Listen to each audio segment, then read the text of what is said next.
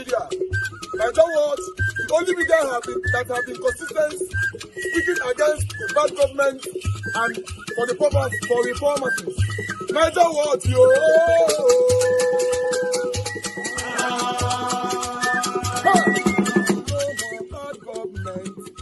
No more bad government. Niger Watch. No more bad government. Niger Watch. No more bad government. The only media that have been speaking. No more bad government. The voice of the voiceless. No more bad government. No more bad government.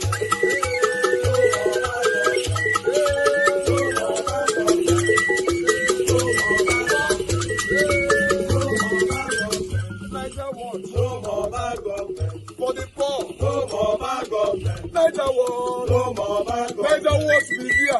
No more bad government. No more bad government. No more bad government. In Nigeria. No more bad government. No more bad government. No more bad government. The only media. No more bad government. The number one media in Nigeria. No more bad That have government. been speaking against government. No more bad government. Niger Watch. No more bad government.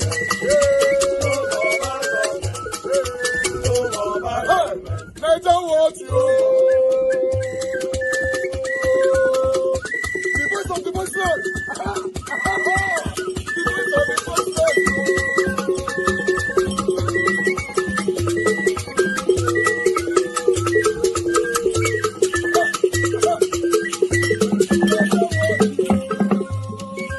Voice for the voiceless. Voice for the voiceless.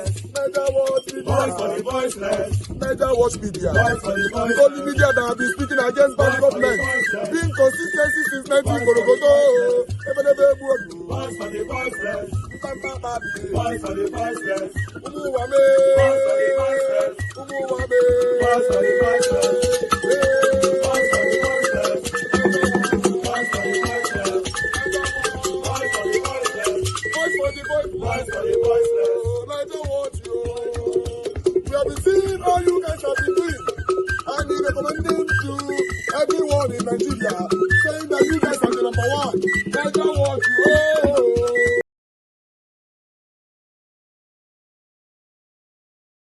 I like to listen, I like to learn, and I like learning every day. I wasn't invited, Kuka didn't invite me, because I didn't call myself Eric.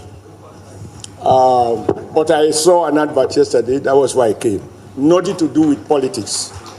I just thought I should come and learn, because I'm in the Senate, I like to listen and hear what people say. On the floor of the Senate, when people were talking of Northern Senators, Southern Senators, Eastern Senators, and Western Senators, I am on record, I say that I am just a senator of the Federal Republic of Nigeria. I am not saying it here, I said it when it matters, on the floor of the Nigeria Senate. Number two, I did have cause to speak about a month ago, that he tried to understand our security challenges that we face. We must locate the details of the failure of political leadership, and I mean political leadership, including potential politicians here, who have resources to do all of those things that are convenient for them so to do, but refuse, they lack the will to make what I consider to be the most important investment, namely to resolve that never should a child be born in this country and denied the access to go to school. And we must not make laws that we don't have the political will to enforce, and identify the universal basic education law, under which every child ought to go to school, and if a family or a parent deny the child the right to go to school, there are penalties. How come no parents have been brought to before any magistrate court or alkali court or customary court and is charged for that offense? And I said, as a former governor, I was a member of the National Economic Council, where state governors, some state governors, I must emphasize some, argue that they do not have the resources to pay 50% subsidy in order to ensure that the children of the poor go to school, even where those governors are sending their own children abroad. And one thing we shouldn't do, sir, is that when we talk and you don't mention name, everybody becomes a suspect. If you are afraid, given the fact that you are very vocal, you are independent, you cannot be dismissed, you cannot be promoted or demoted. If you are afraid to mention the name of a governor, a former governor, who breached the law, and a city governor who used immunity to cover a governor that lost immunity, where will the courage come from? This sophistry of saying we can name the child of a poor man who's still a goat, but we are afraid to mention the name of a big man who breached the law. That, for me, is at the root of our problem. Number two, Bishop Kuka, I also think that religion has been added to our burden of problems. When people preach that if you believe in our Lord Jesus Christ, he will deliver you from poverty, that's a lie. We know it. And I see them every day. And I think Father made the point that people are setting up business centers. And they cover themselves by saying they are pastors. And in every donation that is being made in church, when a big man dies, that is where Reverend Fathers and pastors, we identify these people to remind us that the church has not been completed. And all those who are to donate are invariably public officers. From their salaries, everybody is contributing to the confusion that we find ourselves in. And I was worried by what word you used at the beginning. Nobody spoke on it. And I think you were trying to be internationally correct. You mustn't try to be. You should be correct within the context of Nigeria value system. Where you spoke to regardless of sexual orientation, no. That is fashionable in the West. In Nigeria, sexual orientation matters. A man should not sleep with a man. And a woman should not sleep with a woman. If they do, it must not be acknowledged by the Nigerian state. We must discourage the young wife, because if you begin to use that regardless, it matters. I will not. I'm sorry for any people, those who have subscribed to Western values. I would employ any man or a woman, or support, or vote for, or vote because of his sexual orientation. I need to know it. So that there are core values to Nigeria that we must defend. Number two, when people talk about this restructuring, local government elections and so on. Unfortunately, truth be told, there is no local government election. There is no local government that is elected. You can speak to the formality where results are written, or where blatantly no pretext was made, and therefore people are just put into office. You don't need law to enforce this. When I was chairman of APC, I told President Buhari, invite all the governors and invite the National Association of local government, and ask the governors what are they doing with the allocation that is given to them. Gentlemen, the law can never capture everything. What we need to reform is not the Constitution. What we need to reform is our value system. Our commitment to strong ethics, that this is not fair. If you ask me, my background is to be suspicious about laws because they represent the thinking of the aggregate views of the ruling elite. They do not necessarily translate to fairness and justice. And I see contradiction from your explanations. You refer to a Supreme Court or judicial system that declares somebody officially elected because of internal charges of the party, and some other people who also went through the same system and they were free. If courts that operates like that, I also give it the responsibility to appoint INEC. With the bias that we see in their pronouncement, will they be free from not negotiating at night before they break, and then they appoint somebody? At the heart of our problem, if you ask me, sir, I have been an observer, I've been a player, and I'm seeing the system, is the issue of corruption. Whether whoever appoints, I never knew until Mr. Trump became president of the US. I didn't know that a US president can hire and fire the chief of CIA or the FBI because of the way in which a CIA man was reported to have tapped and listened to conversation of US president. And he knows that he can be fired. So it is not about the law. It's about a society where people seek to defend privileges, defend their jobs, even without knowing the purpose. If you are not ready to die for something, you will die for nothing.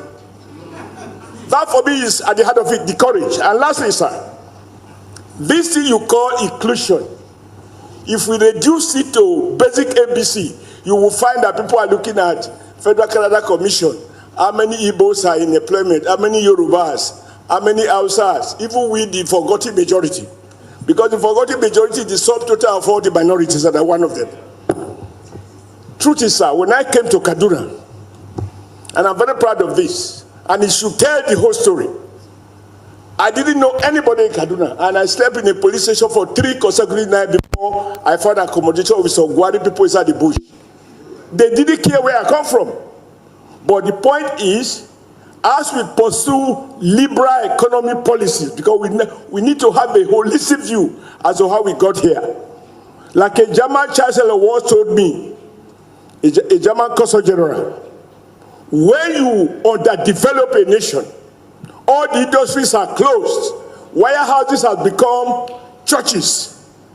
All those workers who were working in Kaduna, their jobs, factories closed, over 30,000 workers lost their job, which means times 2, 60,000. An average of 4 families over 170,000. The same thing in Kano, the same thing in Lagos, the same thing in Aba, the same thing in Port Harcourt. These are victims of wrong industrial and trade policies. We must revise these things. When I got a job in Kaduna, nobody cares whether I was from Edo, whether I was from Lagos, and I found everybody working everywhere. For as long as 10 people are chasing 1,000 jobs, when all the objective criteria has been used to identify the 10 and you can't find it, where you come from naturally become an answer. If you ask the speaker as represented here, even the personal appointment we have in our offices, do they reflect federal character? They don't. Everybody brings from his own place. That is the truth. But I do pray that we get the right policies in place. Go and ask Dangote. Don't ask him. Go to the refinery and do federal character, because you will find that more non-northern people are working for Dangote refinery because he needs the skills. But because the private sector is not working, it's completely destroyed based on our liberal economic policies. The only business is that is politics, and we want to try and manage poverty. We can never have equity in poverty. May we have equity in prosperity. Which today is that by your going out there and helping to build a better society. Don't go out thinking about how you're going to make money. If that is what you're thinking, you've lost it. If it's about making money, if it's about doing this, go and check all those who actually made meaningful money. They do so by changing the society. They didn't go out to make money. So bringing that, being that leader that will ignite that change, will not be about you going out there to say, I want to be rich, I want to make money, I want to do this. That is why you have all the vices we are going to today. From governance. Don't think when we talk about vices, it is only Yahoo boys.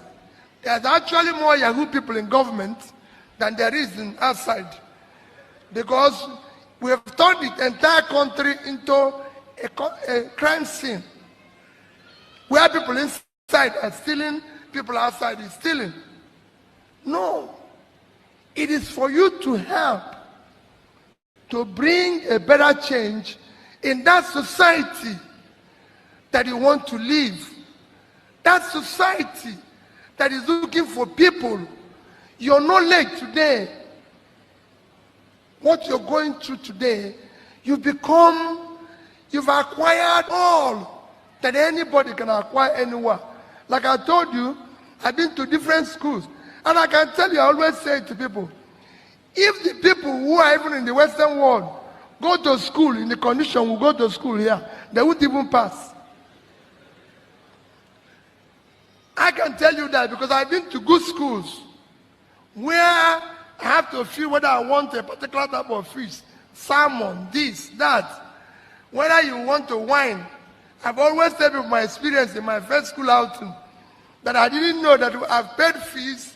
So for 1 week, we'll go to eat.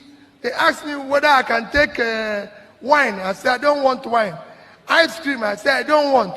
This one, I don't want. After about a week, an American who was there said to me, Peter, you don't take these things, but they are part of the fees you've paid. I said, Chineke, why didn't I know these things? Well, in another development, a video showing masked armed police officers invading a property without a warrant sparked outrage over the weekend following a response by Olumuyiwa Adejobi, the police force public relations officer, who stated in a post on X that Nigerian law allows police officers to break into homes without a search warrant. Let's take a look at this video before we take some reactions. We need to open that gate. Imagine police people, face mask, coming to my house to support our cause, saying we are fraudsters. We are protectors. We need to open gate. We need to open gate. We need to open the gates. We need to open the gates. Fear what? We need to open the gates.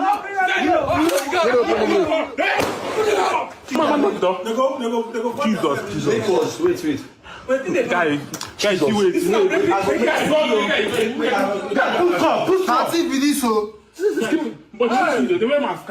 Jesus Christ.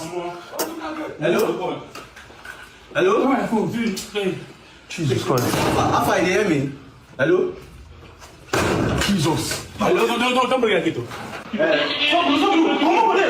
Unbelievable. I mean, what's the difference between this police officer and an armed robber, Ayo? But you know what really got a lot of Nigerians talking was what the force PRO said. And let me just actually read his tweet. He wrote, "Let's clarify an issue here.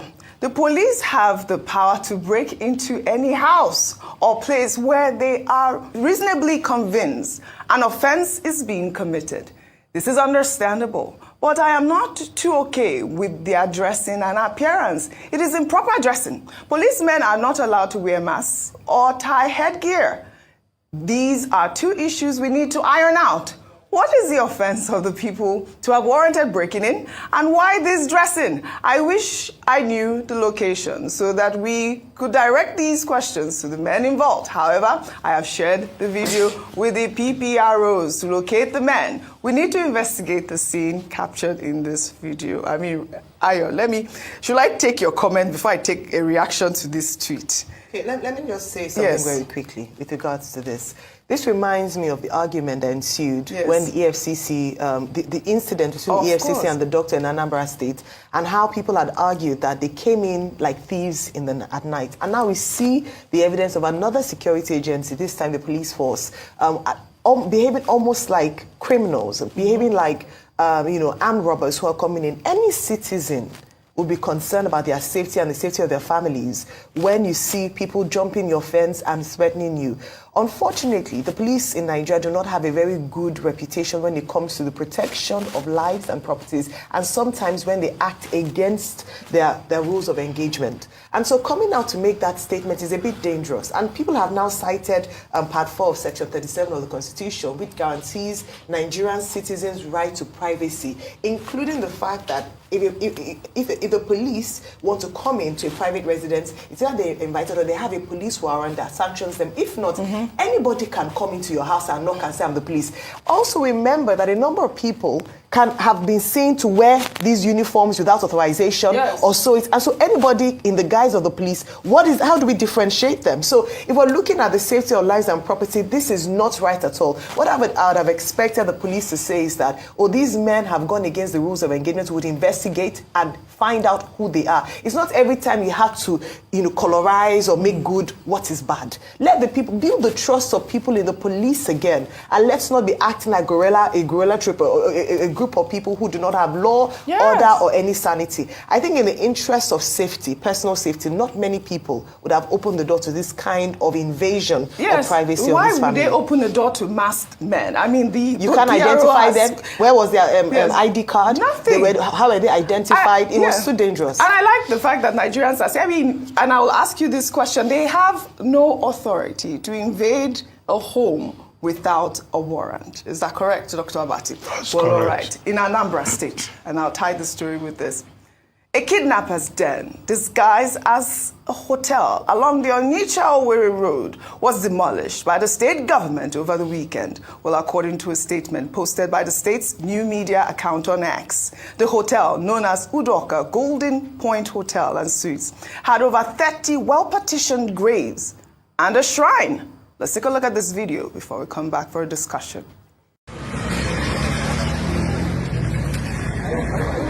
So you can see further, this thing, they built it on top of the hotel itself, where they perform most of the spiritual activities. I mean, this was unbelievable to see, Dr. Abati. I mean, on one hand, we are seeing these police officers going in and trying to figure out who those people were in the other video, and now we are seeing a demolition. But this was quite scary. But those graves, though, they got me. Why would they partition the graves in that manner? I mean, there was a shrine in the hotel. What more can I say? Well, strange things happen in this Nigeria, country. People have become very desperate. And again, because of the failure of the security agencies, that all kinds of acts of criminality can go on for so long, undetected.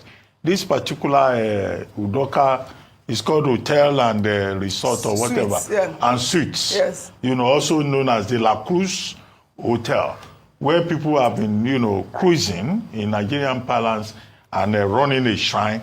And an innocent person will just see a signboard, Udoka Hotel and Suites, and just walk in innocently. And this is not the first time this kind of thing will happen. You know, there was a case in, I think, Ile-Ife, in Osun State, of a certain graduate student of the University of Ife who went into a hotel and was killed, or rather, was murdered. I think the matter is still in court. It's gone up to the level of the Court of Appeal.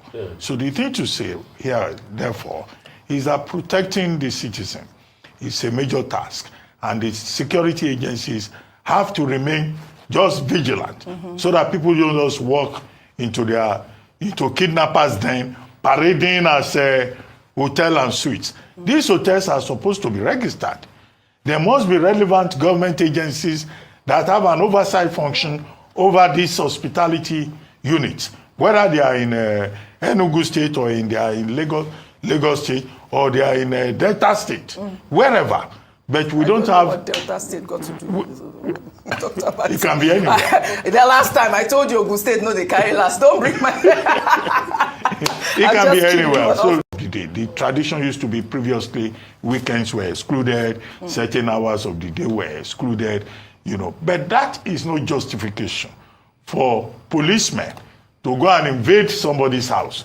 Now, if a policeman wants to accost you, he wants to arrest you, you have a right to ask for the policeman's identity. You have the right, it's part of. All right, guys, I need to stop that right there because of time. The time is running very, very, very fast.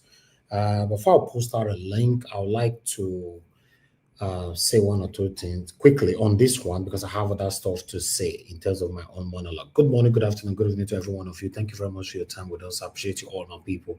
Now, God, I God bless you. Now, thanks for your time with us today. Mother of all, Mommy Diaspora, good evening to you, Mommy. Thank you very much for all that you do. We appreciate you always. Thank you very much, Peggy Modi, Henry Gabriel, Love Maduka, many others right there already. Jude King just coming in. God bless you all. I appreciate the only super chat I've got today already coming from Stephanie Ojek. I'm very, very, very grateful. Thanks for your encouragement, your support. I'm very, very grateful. Thank you very much. Those of you that have hit on the like button, that have shared this video already, I want to say thank you very much. We are grateful. Thanks for taking our voices far. Guys, you can continue to do that. If you have not yet hit on that like button, you can do that right now by helping us as well to share. Thank you very much, my people. Now, God will bless you now. On this particular video we just finished right now, sometimes I'm beginning to ask myself, because I've I've chosen never to join people who call Nigeria some kind of names which I've disputed in so many ways, even on my media and outside my media. But sometimes, if we have to be realistic, and you look at those names that people call Nigeria, if only we want to be realistic, you now see that the definition, or rather the description of that name affiliated with our country, with the kind of character sometimes with the people in uniform possess in our country, then you can't blame the people calling or describing our country in those kind of names. You see a policeman behaving like animals, behaving like criminals, behaving like kidnappers. It's crazy. I told you guys it happens to me. Similar thing happened to me. I went to watch a football. I said this story here before. Went to watch a football with my friends, and the football started at 8. You and I know any football that starts at 8 is going to finish like 10 o'clock or after 10, depending on the extra time they put on. So I delayed for another like 10, 15 minutes, but I remember that I left the location around 11 something, going back home. Then I saw the healers trying to stop me.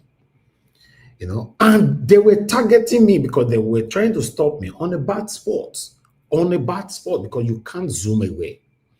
And I was alone in the car. With the kind of car I was driving, I was scared. I can't see their faces. I can't see anybody. They were trying to stop. So what I did, they were in my back. When they want to pass me on the left-hand side, I will block them. They want to pass me on the right-hand side, I will block them. So I was just trying to be blocking them just to get out of the bad spot. Immediately I got out of the bad spot, I zoomed away.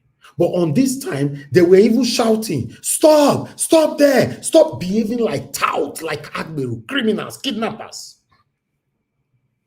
Just imagine if, God forbid, I decided to stop that day. Then, God forbid, it become a story. Some of the stories that we are hearing, police stopped the car, they removed the owner of the car, or rather the driver of the car, they put a person in another car and left. Then 24 hours later or a few hours later, we'll now be hearing a man have been kidnapped. Now, how do we identify the real policemen and the criminals who disguise as police officers in Nigeria? Because in a developed country, if a police come to your house, the first thing they show you is their ID card. Yeah, there's nothing wrong. Police coming to your house to arrest you early in the morning. It happens in the UK as well, that they arrest people early in the morning and all that. But outside, they will be screaming, police, police, blah, blah, blah. And everybody will know it's police that's around. Nigeria has become a country where everybody living on their own. The police force cannot be trusted.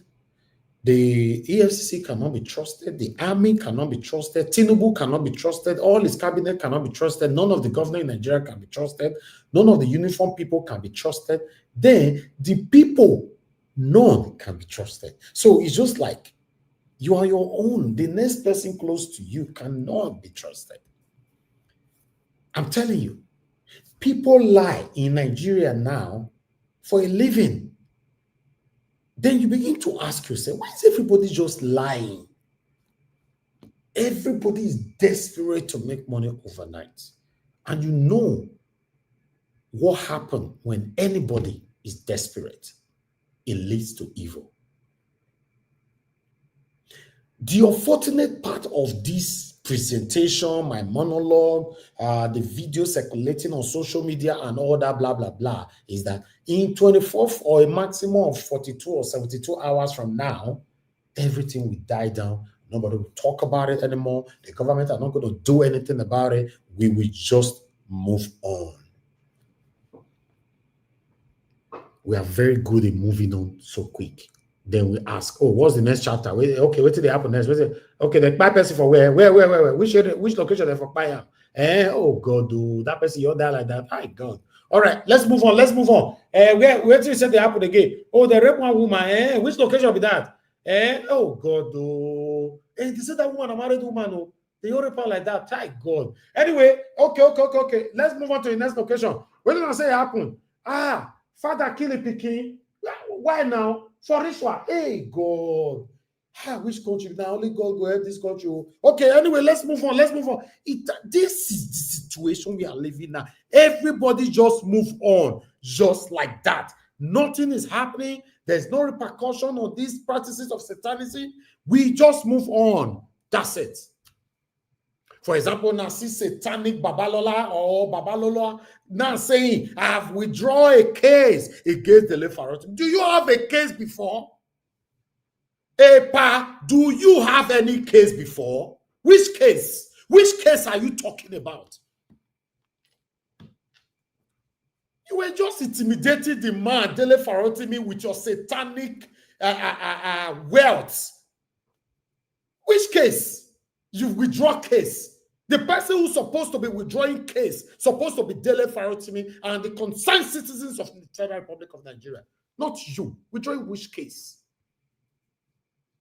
If you're not let anybody talk anymore, no freedom of speech, no freedom of expression. No, in fact, sometimes when you are talking, there's a freedom of speech. After that, your freedom is not guaranteed. Which case this man withdraw? This is what we should be. In fact, Dele Farotimi is supposed to come out to say, I'm sorry, I don't know which case he withdraw. Because me never ready to withdraw this case. Because only of Ife have begged me, and I respect him so much, and I beg with him. All of them not fair beg you before, you carry body or do God. Sad. I've said it so many times. Those of you who celebrate evil, just because the evil is not affecting you directly, don't worry. When it go reach you, I wonder the kind of people where you want me to join you to cry your own. For this a part to say I withdraw a case. A man that's supposed to be crawling and be apologizing not just to Dele Farotimi, Nigerians, for in fact, supposed to be behind bars as we speak. We live in a country where if you amount satanic criminal wealth to yourself, you can do anything. You can do and undo. Tell me, who controls the country now if we question someone like this? He's rich. He has the money. So what are we talking about? He said, you don't withdraw case. Okay, Nigerians, as usual, let's move on. Most people move on. Now, normal thing now, we just move on easily in Nigeria. It's a normal thing. Then we're talking about the protection of lives, or rather lives and property by the police in Nigeria. Who is going to protect us when all the police force are assigned to first-class citizens? Are you aware that 80% of our police force, policemen, are assigned to first-class citizens? In case you don't get it, people will get money. As you and I they speak now, police, they are outside, they guide them, guide everybody. They are assigned. Yes, I might be guilty of it. Everybody guilty of it. Yeah, I went to Benin the other day. Yes, I have my guides protect me 24/7 and all that. Yes, everybody must be. But at the end of the day, normally, me they pay police for UK, me they escort me go from point A to B. They don't care. If you pay, you are protected. If you pay, you are protected. That's how it works. What a country. As for Abasa, the newly elected or chosen, or I don't know, selected Lagos State Speaker of House of Assembly, prayed before she went into her office today. Watch this.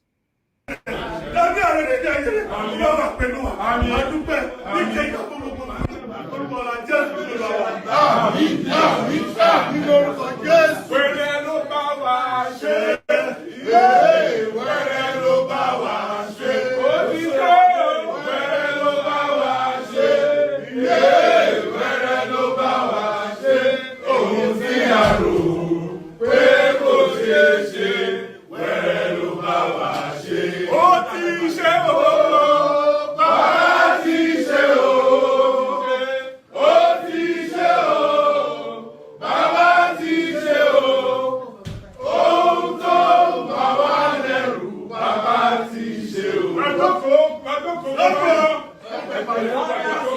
name of Jesus. Amen. Father, in the name of Jesus. Amen. We thank you, we bless you. Okay, I have to stop you right there. Sometimes you see, the whole thing, you're the tired person, man. Sometimes when we speak against religionism, people will attack us. Touch not my anointed. Bible say, Bible say, Bible say. Sometimes, no. Now everybody go out, they pray to God, just they go like this, right? The satanic people will pray to the same God. The good people will pray to the same God. Me no understand. I don't understand. I don't say the people in this other video satanic, but all our satanic leaders, they are very quick to say by God's grace or God bless us and all that. Which God can they pray to like that? It's our job to bring it right here. But meanwhile, this particular video is currently circulating this morning. This one will shock you. Listen to this. Before this, I'll post out a link while this is playing. For those of you that want to join the broadcast, you can start coming in. Watch this video. That's the toilet. This is where people give birth. In this primary healthcare center, this is the only forceps in this entire place. They don't have more than this. When women come at night to give birth and there's no light in the hospital, how do you take their deliveries? Well, you're just using our phone, torchlight. You're using the torchlight of your phone to take the deliveries. What if there's bleeding? How do you know where it's bleeding? Have you seen the problem that we're facing in this country? That is the electricity that is powering this entire hospital. If your leader is not serious about the primary healthcare center, they are wasting their time. Because the primary healthcare center is the first level of healthcare in any country, any state, any local government that is serious about healthcare. This hospital does not even have adequate solar care. There's no lights. There are women who give birth in these hospitals. You can see what the labor room looks like. There are people who are going to need wound care. You can see what the wards look like. There are children who require help from this hospital. You can see what the resources look like. Vaccines have to be imported from another hospital just so that they can be given to the people here. But no worry, you can scroll because this is not bomb or funny or whatever it is. Tell your leaders that they should focus on primary healthcare centers and not be building fake ultramodern hospitals everywhere when this is neglected, because everybody everywhere actually deserves access to the highest quality care possible. That video have went viral. How did they use torchlights till they deliver women? Hi. Oh, wow. I don't understand though, to be honest. The country is just captured by few people, and the majority of the people in the country just moved on. Everybody just moved on. And some of these majority are the one insulting you when you speak. Yes, everybody just move on. Like us who come here every day now, some people think that, it's a must, we have to do this. Do you know how many of my mates in the same Nigeria here that are using their platform to do other stuff that is meaningless? As long as they can cash out, they are good to go. Some people think, now our duty to do it, what they do. By God's grace, do you know how many platforms we have? We have lots of platforms. But I put my time on this every day. You must see my face for here every day. Every day. Because I want my country to work. I just want my country to work. But it's not working. Let's be honest ourselves. It's not working. Nigeria is not working. Meanwhile, I'd like us to quickly go to Edo State. Then we can start talking. I posted out a video earlier this morning concerning the tour in Edo State to see what the governor of Edo State have done and all that, blah, blah, blah. The reason why I have to talk about it is the comments. Some people wrote me on email, on WhatsApp, on the comment section. Although some of you have applauded me by doing this by myself, or for doing this by myself. And some of you have lambasted on me. Obaseki did not do anything, blah, blah, blah. Obaseki, I've paid you now, you are doing this. Why some of you have insulted me by saying that, Obaseki that I used to say is satanic automatically is not a good man to me. I don't get it. Have I told you Obaseki is a good man? Have I told you that I've reversed the word describing Obaseki as satanic? And when did criticism become a bad thing? You should be giving me credit for holding Obaseki ransom. Holding him on his throat. You don't know, say now we hold him. Tell me the opposition that hold Obaseki after the coming in second term in office. And why some of you also commented, let me even bring your comment here quickly. Hold on, I would like to bring your comment here. I think that will be much better so that I can respond to one or two. You know, because my staff have to draw my attention to this. Say, see what people, some people are writing over there and all that, blah, blah, blah. I saw it, I was like, oh, are you okay? Hold on, guys. Let me bring this to your screen quickly. I just want to do this just for the comments, quickly.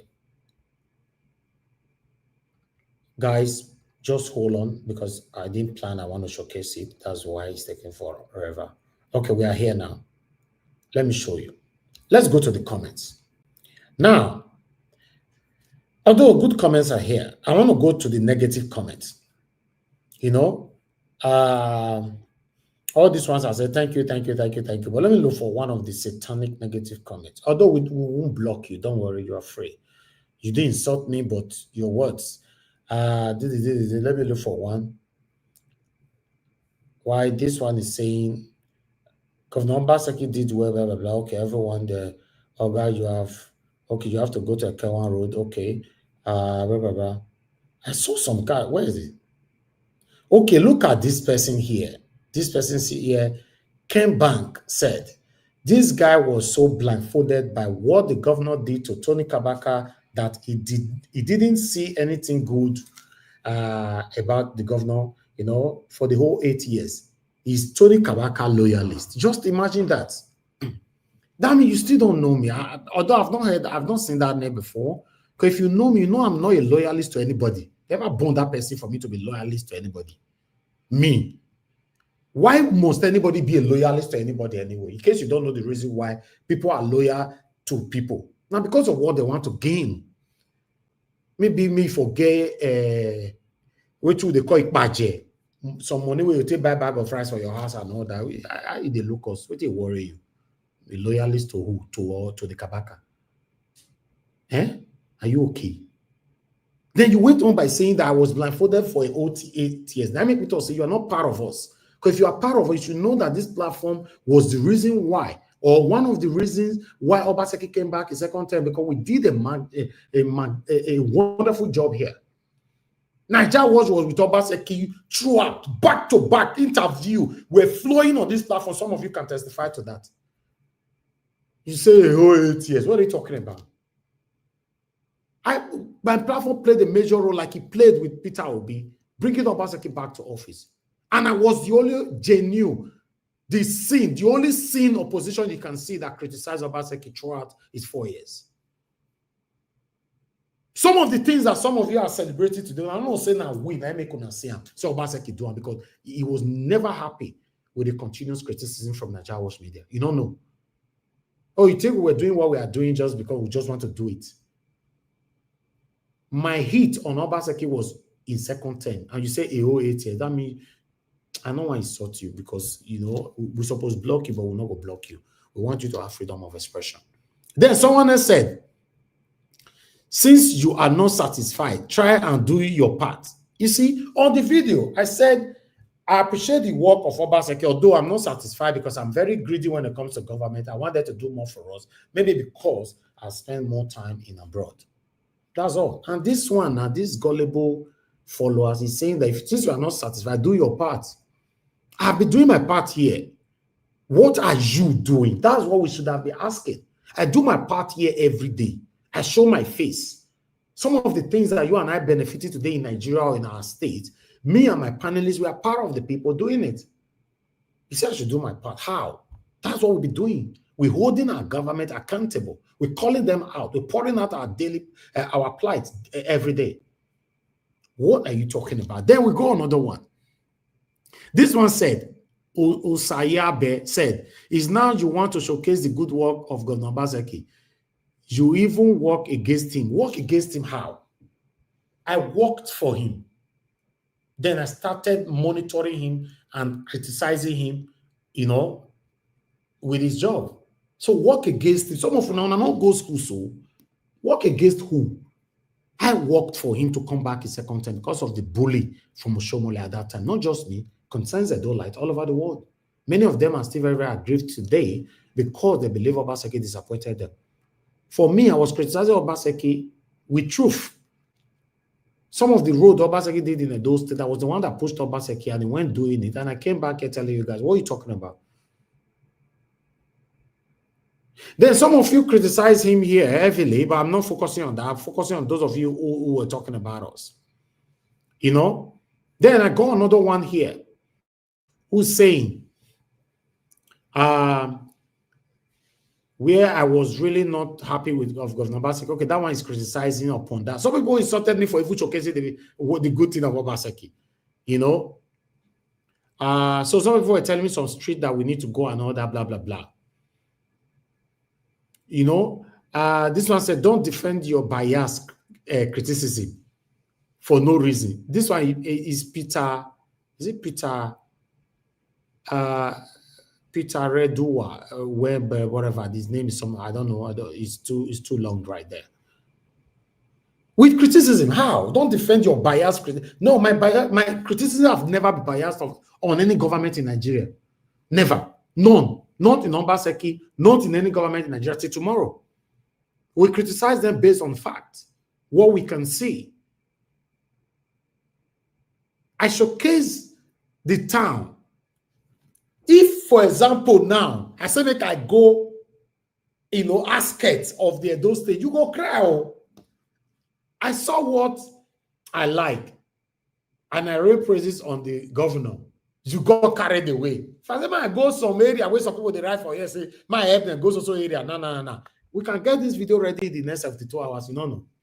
Then wait till you can talk. Because wait till the video, can you defend it? Huh?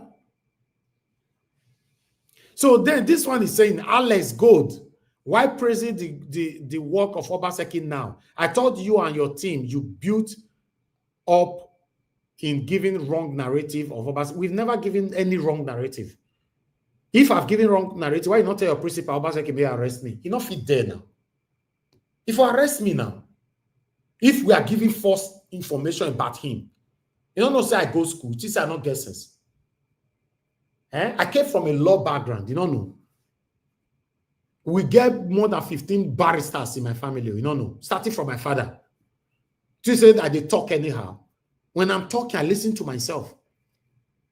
There's no single false information about Obaseki throughout. Not in any politicians in Nigeria. I don't do that. We tell you what we can see. I'm not satisfied with the way my states be like today. The only reason why I have to talk about, I said everywhere smells and all that. Then I went to Edo State this time, not they smell like that. Does it mean that, yes, Obaseki did well in all 8 years in office? No, he did not do well. I was thanking him for what I showcased on that video. He did not do well. Get that straight in your head. I was thanking him at least. I'm not part of the people who say Obaseki failed completely. No, nobody can fail completely. And I've never been part of the people who have said that. So what are you talking about? You see, so our problem now us. Yes, our problem now us. Some of you that have not watched that video, is a 37 minutes long video. Go watch it. I was pleased with what I saw because I'm not a biased person. In case you don't understand what criticism means, go to dictionary. I'll just go to normal Google, write down what is the meaning of criticism. You know what I'm saying? Criticism, especially in government, criticism is the only reason why they will do well for you. Not by your satanic praises. If you are praising them, they just look you like a fool. You don't praise them. You criticize them. You follow them bumper to bumper. It's just like Afe Babalola now. When we meet Babalola tomorrow, if, for example, the court retain him, some of them will still come here and say, oh, you never like anything about Babalola. We criticize them with facts. That's why Naija Watch is unique. The platform is very, very unique. We don't come here and just talk anyhow. Although some of my panelists can talk as they like, it's their right. I don't mind. As long as they are not giving false information, they can criticize anyhow. But as for me, in case you know, they read my lips. They read my lips every day on this broadcast. Why they look me? So we they talk, we all carry talk anyhow. I went to Edo State and the King Square everywhere, Sapler Road, Airport Road. I was very, very pleased. Do you also know that the Ring Road, the King Square, I criticized Obaseki for the potholes everywhere in the King Square. Today, the video I did, there's no potholes anymore. You should be giving me credit for that. Because I showcased the video where potholes surrounded the King Square. And he removed all of them before he left office. You should be telling me, thank you, Mr. Naija Watch, for doing that. Because if you don't cry, comma, sometimes they are not even aware. The governor might not be aware. Some of the people he trusted can still fail him. Don't you know that? I'll leave that one right there. I appreciate every one of you, my people. I would like us to quickly, I still have one or two things I'm supposed to take, but I'll leave it. I'll just leave it for tomorrow in Edo State, but I'll leave it because we spent so much time today on our presentation. I appreciate every one of you. Good morning, good afternoon, good evening to you all. I'd like us to start talking right now. Some of you were calling earlier on. You can call in right now on what you want to talk about, because we presented a couple of things. I'll just wait for only 10 seconds. I know they feel too wait like that. Unfortunately, some of them they call when still going on, my presentations is still going on. But you can call now, will they wait till forever? When my panelists don't they talk, you can see people will be calling in. That's why I kept asking, are you people watching behind? I don't understand. Because if you are listening to me right now, you should know when I say call in, just call in. Maybe some of them go pause, go make Pandedian for Christians. You come back, you continue from where you stop. Then you know if you get this live announcement. Thank you, my people, and God will bless you. Now, press on the like, help us to share. The first person on the panel today is Oga Henry. Oga Henry Gabriel, thank you very much, my brother. Good evening to you. You have 8 minutes. Please talk to us. Yeah, good evening, Mr. Afe. Good evening, everyone. First of all, let me thank you for the documentary about Edo State. Those who are criticizing you, let them criticize. This is how it is. If you go more than that place to that area for the Benin City there, you'll be shocked how they look like. You should be happy you won't show this little place. Exactly. God bless you. You should be happy. If you go different corner now, all of them will constantly say, oh, I will say don't carry camera. Hypocrisy everywhere. Country where I don't go, still I go every year. Some place you go, you ask yourself, let them go to all this area, let them go and see how it is look like. Put their whole zinc, dirty, you know. I mean, if government want to make things better in that country as a whole, make that all the roads with better drainage, and tell those who have those mud houses, they should renovate their houses. If not to destroy them, change their zincs and make it look nice at least, you know. And you should beat the law when you fence your compound, the sound, you have to tie your road to the gutter so that everything will be flow. Every area will be scraping the gutters themselves. So nobody do ever again in that country, in that state. So they should be happy. They should give you applause for going to that extent that you didn't go too far. Because I want to be you, I will not listen to them. Because you know how Edo State look like. Because you went there, you're on ground. Some of people there who's criticizing you, you ask them when last they went to Edo State. Ask them when last they went there. You know? So I give you credit for what you did. Don't even let them. They can always talk. Oshomole is talking now. It's not by talking. Do you people forgot what Oshomole said? You join APC, your sins are forgiven. It's like criminal enterprises. Now he's talking wolf without backing, without biting. You know where Tinubu is. Why don't go to Tinubu? Look at the general. Do this one. Do this one. Is he there to come and start shouting? People believe him. You believe in Oshomole, you're on your own risk. If you believe in Oshomole, you are on your own risk. If you believe Nigerian politicians, real politicians, you are your own risk. It's not the same politicians who call Tinubu drug dealer, drug baron, become his aides, become his houseboy. Those are people's fathers, and those are so-called, they call themselves lawyers. God, Omorige that born me, give birth to me. He did not born me to eat, to vomit. I eat my vomit. My dogs at home cannot vomit. I eat their vomit. These are men who call themselves educated men who are lawyers. They vomit and they came to eat their vomit. The same Wike came out in public, called Tinubu names. He prefer to have a malaria that go and eat cancer, but now it's in cancer already. That's the cancer is killing, is taking you down now. If you believe Oshomole, you are on your own risk. Oshomole is among those criminals in that country. I will not believe any one single word Oshomole is saying. He's just making noise. They know what they are doing. Is he not the one who promised Tinubu, his father Tinubu, going to give Edo State to him? Same person. So what's he trying to say? Let me go to this other, what do you call it? Peter Obi. Play Peter Obi video. What else I want to say about Peter Obi? If I was to be Peter Obi position right now, I would just quit politics. Spend my time to help people. That's it. Because Nigerians themselves, they are not ready. They are not ready. They are not ready. Because this man came out to give all to you people. And some of the people who are still crying, they are marginalizing them for many years. They don't let them come as president. The same people, some of them came out publicly say they don't want Peter Obi to be president. It's not our turn yet to be president. It's the same people now still crying. If we say we don't want to vote for this person, 4 years time, we're still going to be crying every 4 years. We're still going to be crying for every 4 years. Instead, they wake up from their slumber, for their dreams, because they have some dreams that is not working. You're not going to work in 20, 30, 50 years. They wake up for their dream and support what is right. Forget about where he or this person come from.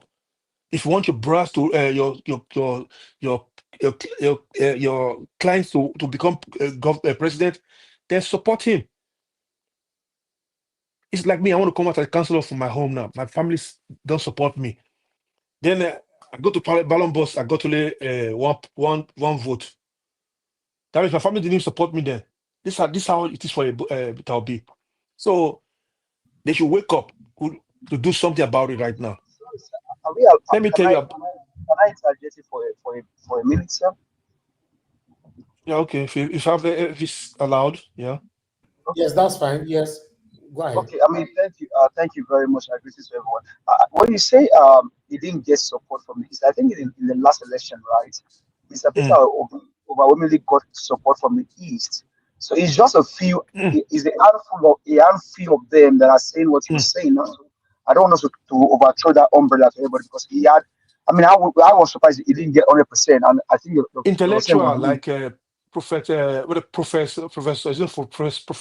Soludo. You don't know. You hear what he said?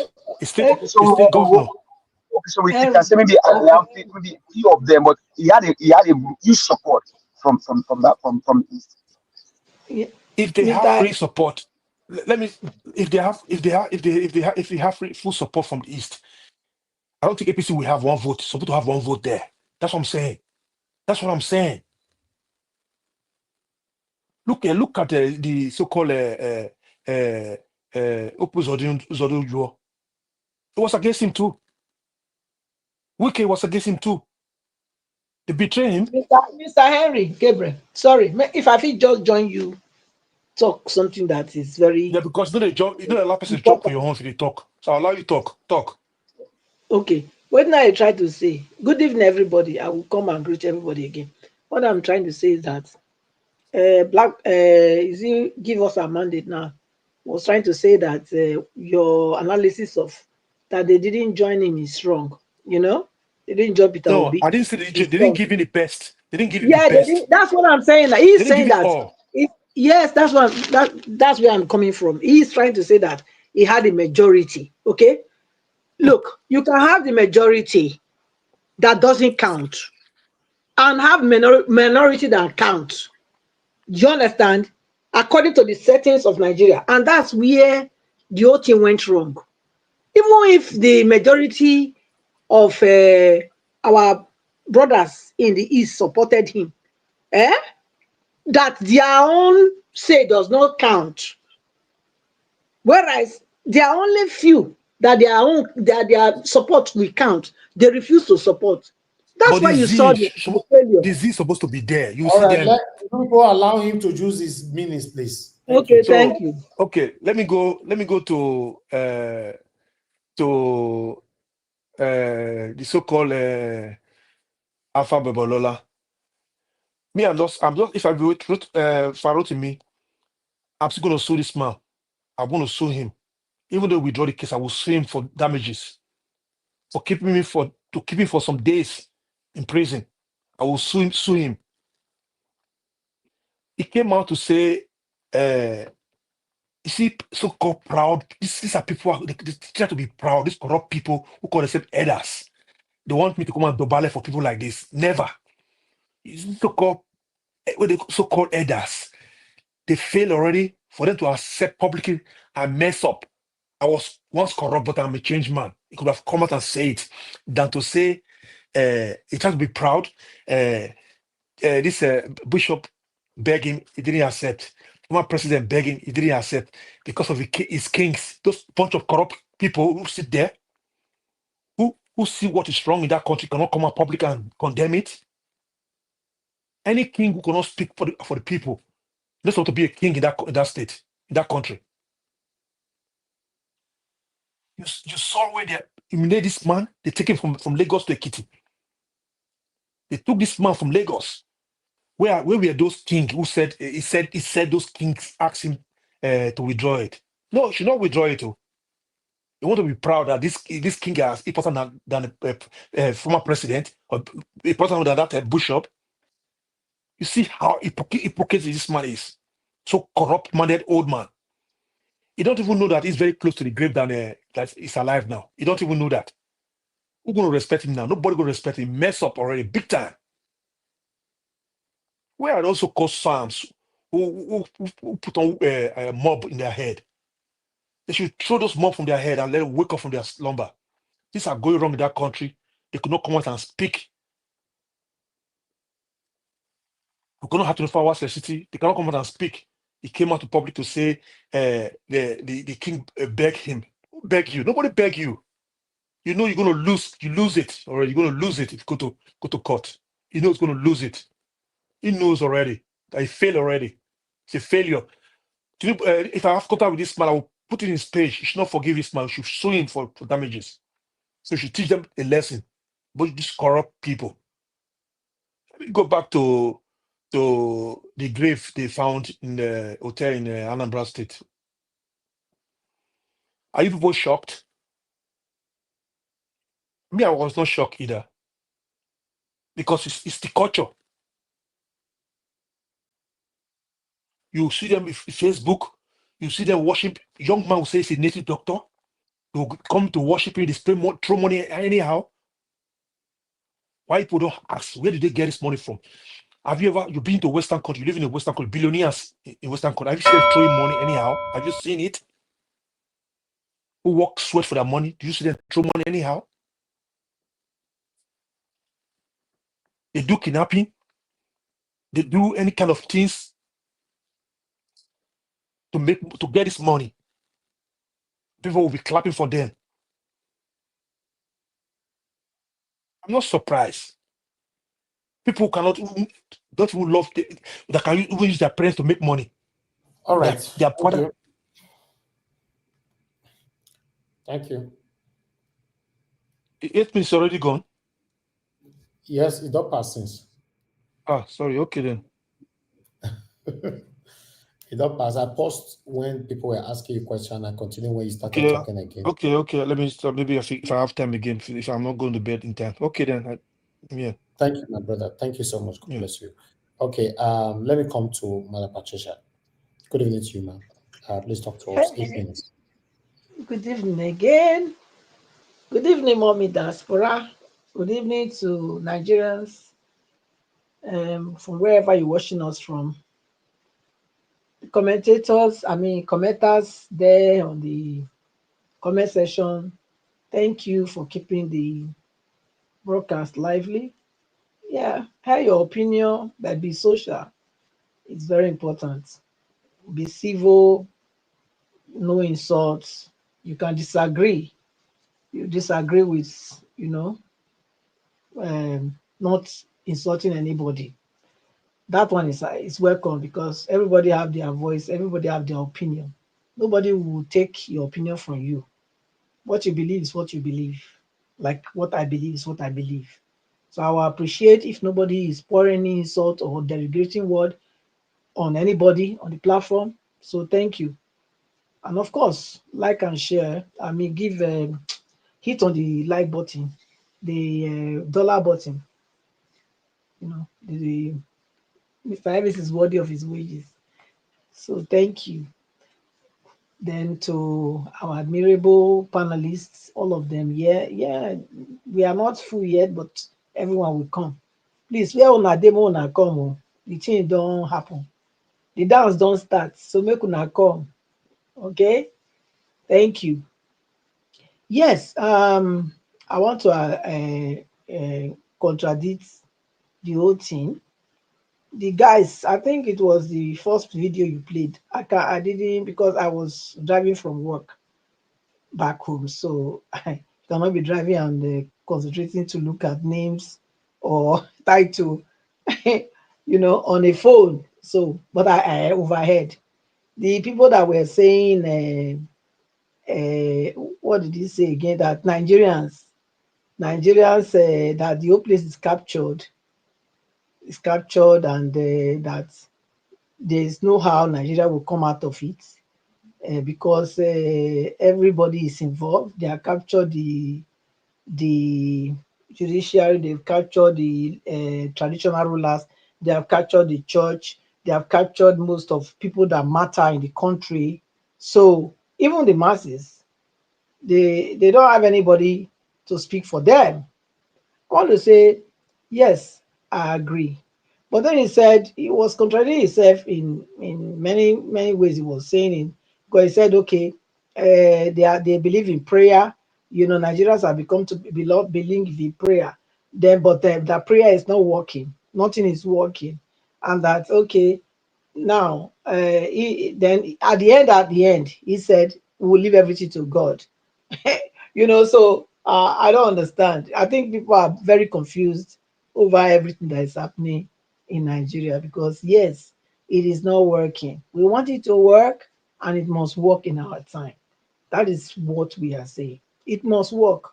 Whether I like it or not, it must work in my time. It must work for my generation. It must work, and all these things they are doing now is just a phase. All this will also pass. Okay, the police that were behaving itself like criminal. Last time when you first brought out other episode that happened in, I think it was also in the east. I don't remember where it happened. Where the doctor first they said I don't know. I think yeah, the doctor fired one EFCC guy and that one died, and another one was terribly injured too. The third flee, and today again we see another one again. And that day I said, if you behave like a criminal, you will cry like a criminal. And this is what is supposed to be, because you cannot tell me that you come to my house, you want to invade my house, without any lawful reason. I say lawful reason because you need to present a warrant. that guarantee you to come to my house, that ordered you to come to my house. You can't just show up in my house now. You don't get two head. You don't get them. Not true be that. It not go happen. So these people, they are disgraced. You know why I say that? Because I'm a daughter of ex-policeman. During my father's time, there was not this kind of hooligan behavior.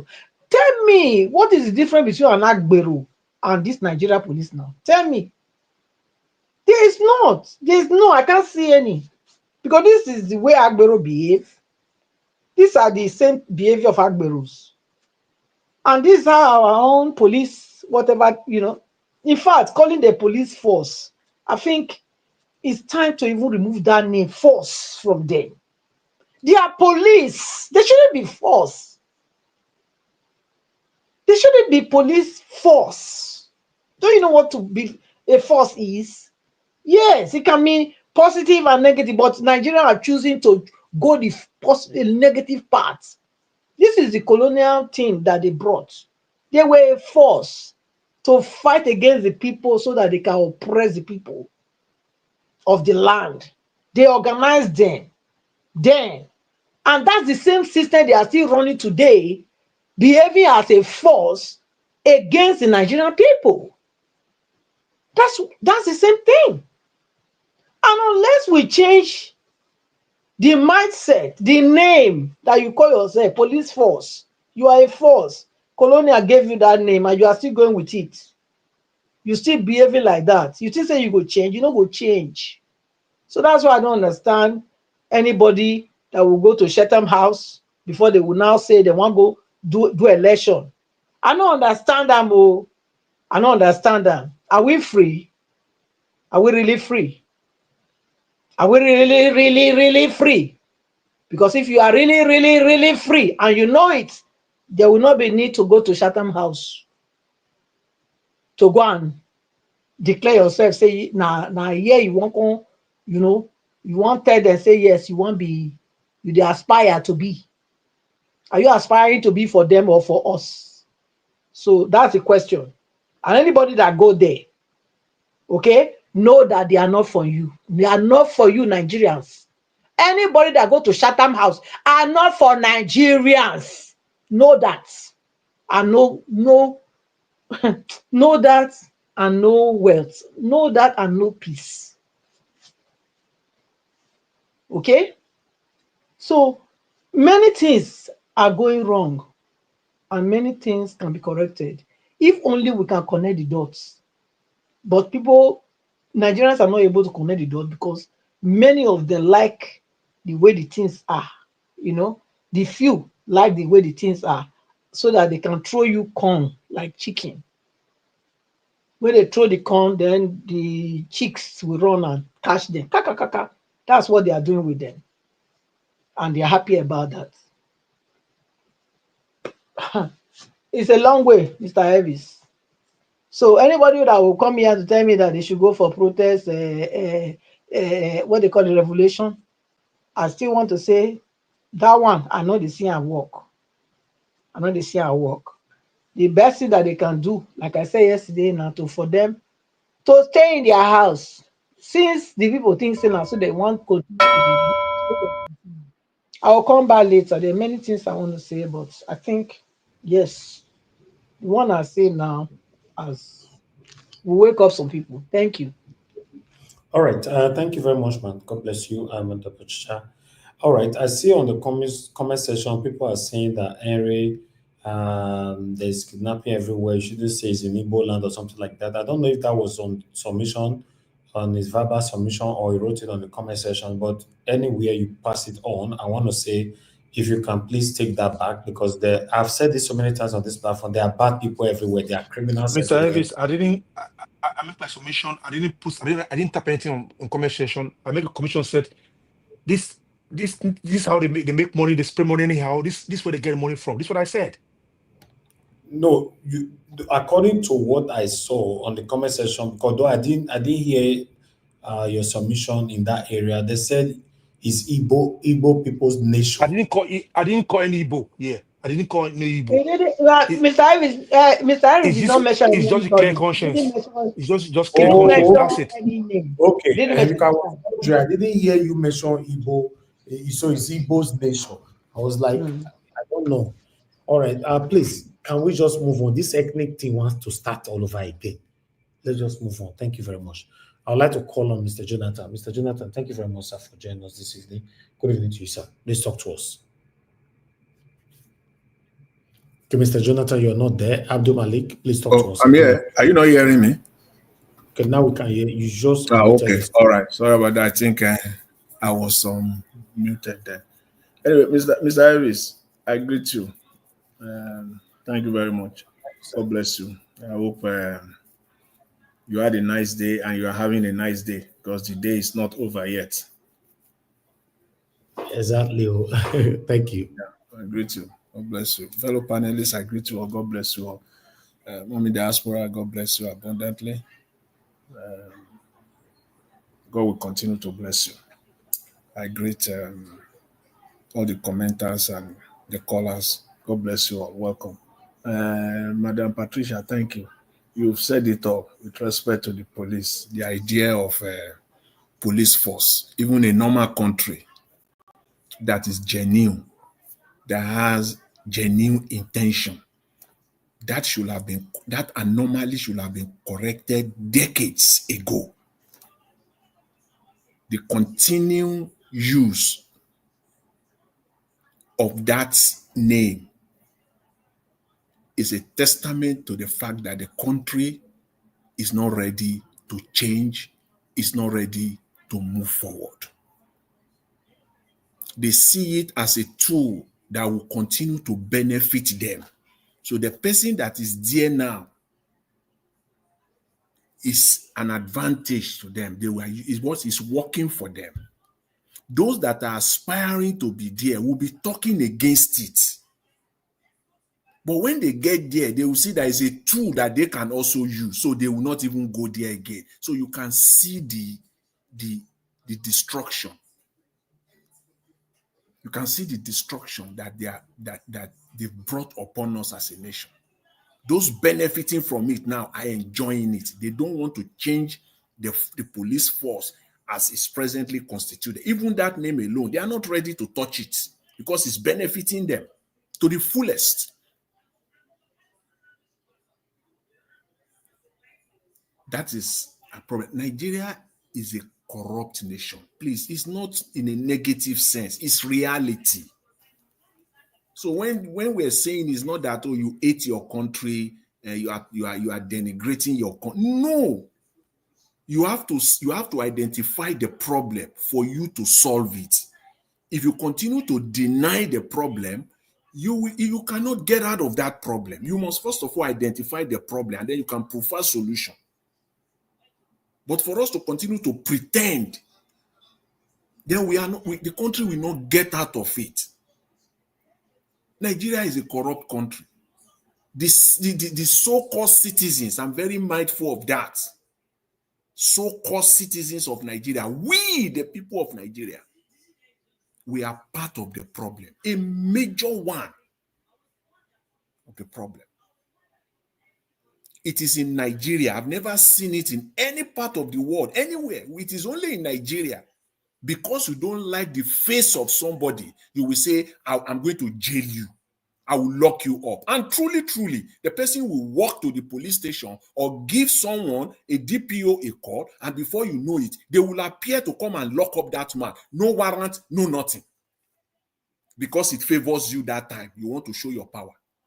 That is why we're seeing the police now. But we're complaining. The same people that are complaining, that same house that the police were perpetrating that illegal act, the same people there, give them the space. In the next hour, they will run to the police station that they want to lock somebody up with no warrant. That is the truth.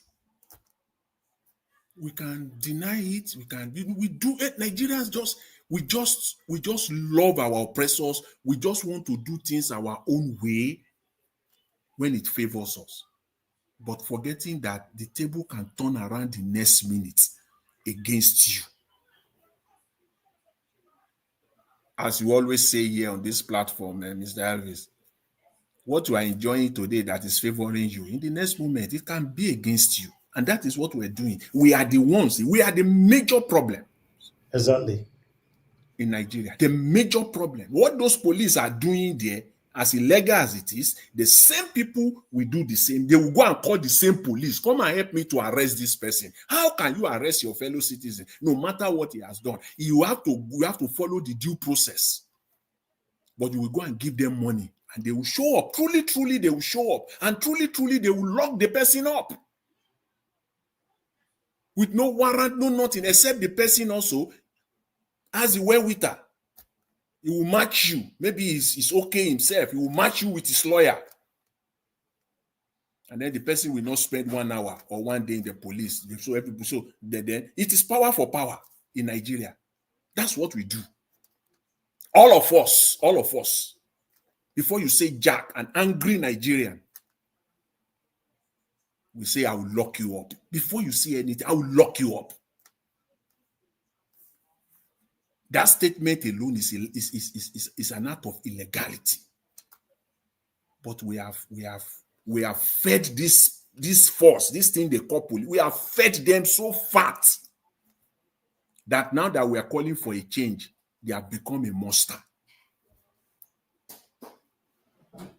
And the politicians are the one benefiting from it so largely. So we must know that we are part of the problem. That's where the likes of Oshomole can come out in one breath of his mouth,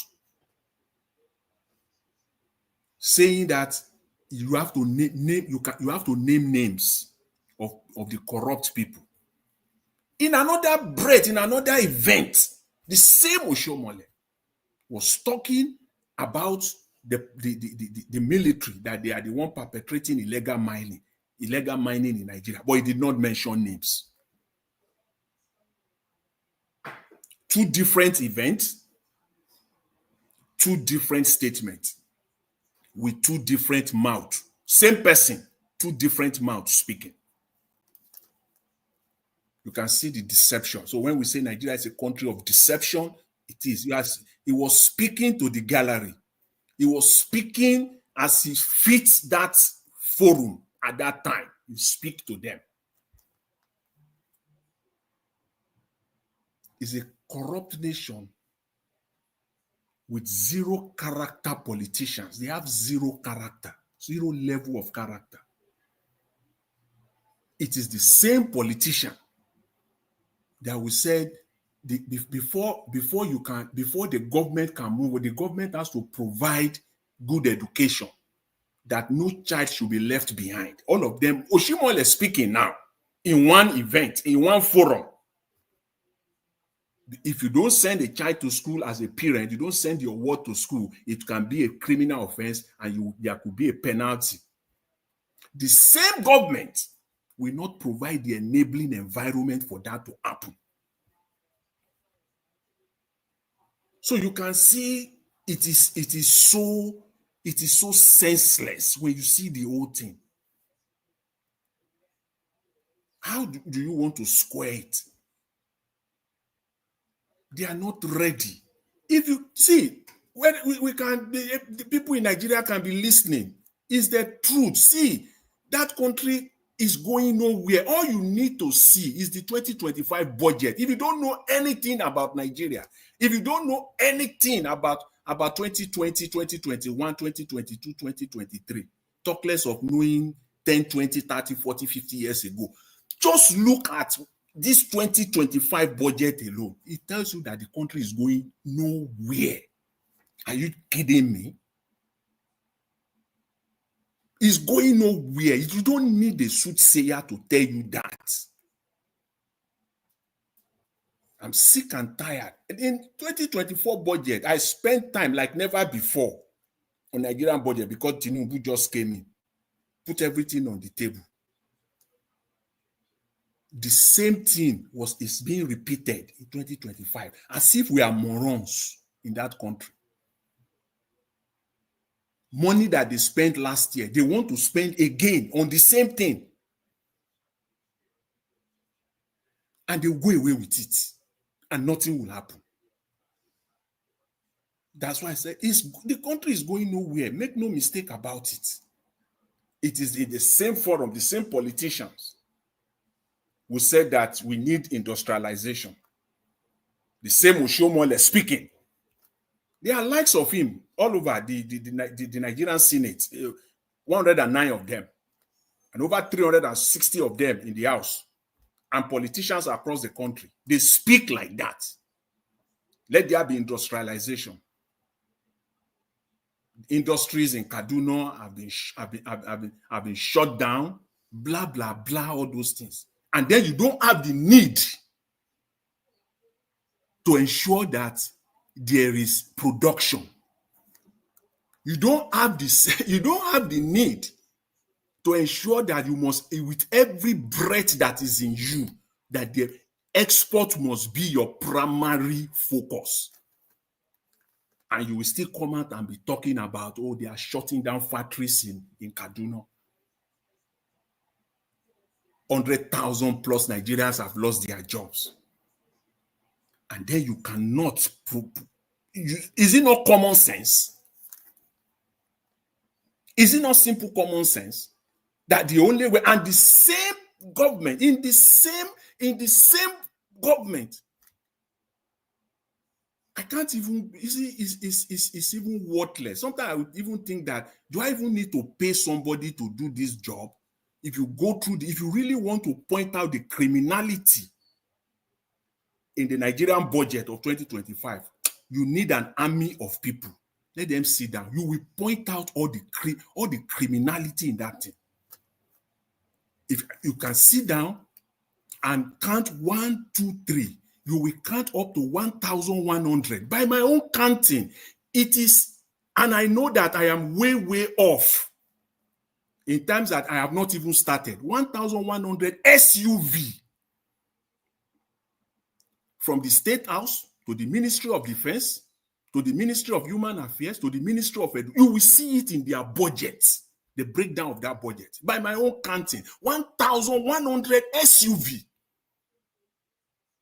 This is what Nigeria, that's why I said, see, all you need to do is just look at that budget. You know that the country is going nowhere.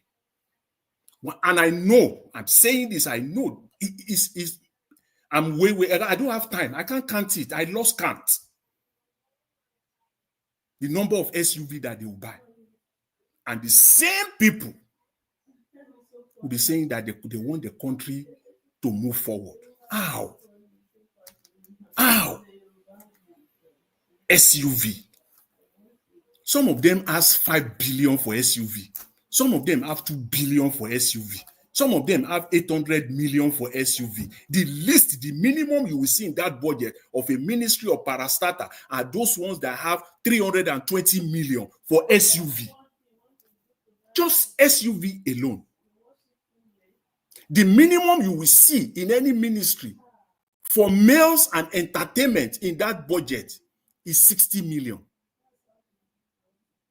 Some of them has up to about 1.1 million for meals and entertainment. These are the corruption we're talking about in Nigeria. So the country, so forget it. These people must wake up. So when everything Mr. Peter Obi said is in the money. He has said it over and over again. The number of people, Yahoo boys in the government, they are not only greater, they quadruple those ones that are in the public, in the generality of the public space in Nigeria. They are all corrupt Yahoo people in the entire space. Where do you want to start from? And lastly, let me just say this on Afe Babalola. See, they are trying to rewrite history. Can only try, but it's not going to work. He validated by this action. He has validated everything Dele Farotimi wrote in that book, Nigeria and its criminal justice system. He validated everything. How did Chief Afe Babalola knows that the court will sentence Dele Farotimi to prison? How? Are you the court? Are you the justice? Are you the judge? What evidence are you that you have today? You have concluded that I don't want to send him to prison. How did you know? A lawyer. a lawyer of almost over half a century of experience combined. Over half a century. Can you beat that? And yet, he's saying this. How do you want to square that? How did he know? If not for the fact that everything Dele Farotimi wrote in that book are facts and they are true. But he looked for a soft landing. That's my own estimate. That's my own conclusion. The man needed a soft landing. Arranged a group of obas to come and then they talk. He needed that soft landing to rewrite history. You can't do that. You cannot eat your cake and have it, because that's what we do in Nigeria. We always like to eat our cake and have it, especially from the elites. The wrong has been done. And history will judge. Thank you, Mr. Elvis. I will leave it there for now. I really appreciate it. Thanks to everyone. All right, Mr. Jonathan, to be honest, I never wanted to stop you because that your submission was deep and I wanted it to just keep going on. But because of the people we still have on the panel, thank you very much for saying it, Iris. Yes, you know, we live in a country where anybody believes they can do whatever they like. That's why you see nobody can question Babalola or Babalala or Afe Babalola or la, anyhow they take call them. Nobody go question them. This matter in the next 72 hours ago, you're done, everybody will just move on. You know, my question now is that what do we can stand for now as Nigerians? What do we stand for? Hey, what do we stand for? Anyway, the last person on the panel is Abdul Malik. Abdul Malik, I can see you struggling with your network since, so I believe you can speak right now. Good evening to you, sir. You have your 8 minutes. Talk to us.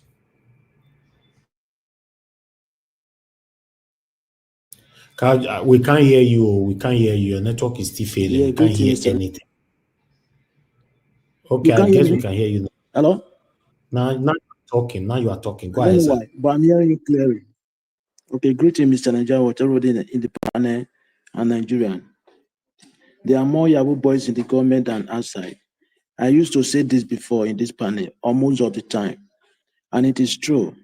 What are the Yahoo boys doing? Is it not the same thing Nigeria government are doing to their citizens? They are the same. There is no difference. Now, I don't know how we get this right. Look at what policeman did. A whole policeman officer, you break into somebody's house without warrant of the court. Who does that in the other country? And most things, those things used to happen hopefully, but most of the time. Before you know, before ending of next month, February, will happen again. There is nobody question those people. That is the worst part of it. Okay, what are we fighting for? How are we going to do this to make this right?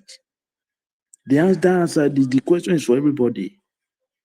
How can a policeman, you are doing something like criminal, that is criminal intent, according to the law. You break into somebody's house without court warrant. Who does that? In other countries, other nations, even some African countries, they can never try such things. It's only our country. Every day the country is declining. Everything is scattering. There is nothing is working. Every day. Now the cities, they are not ready to make change.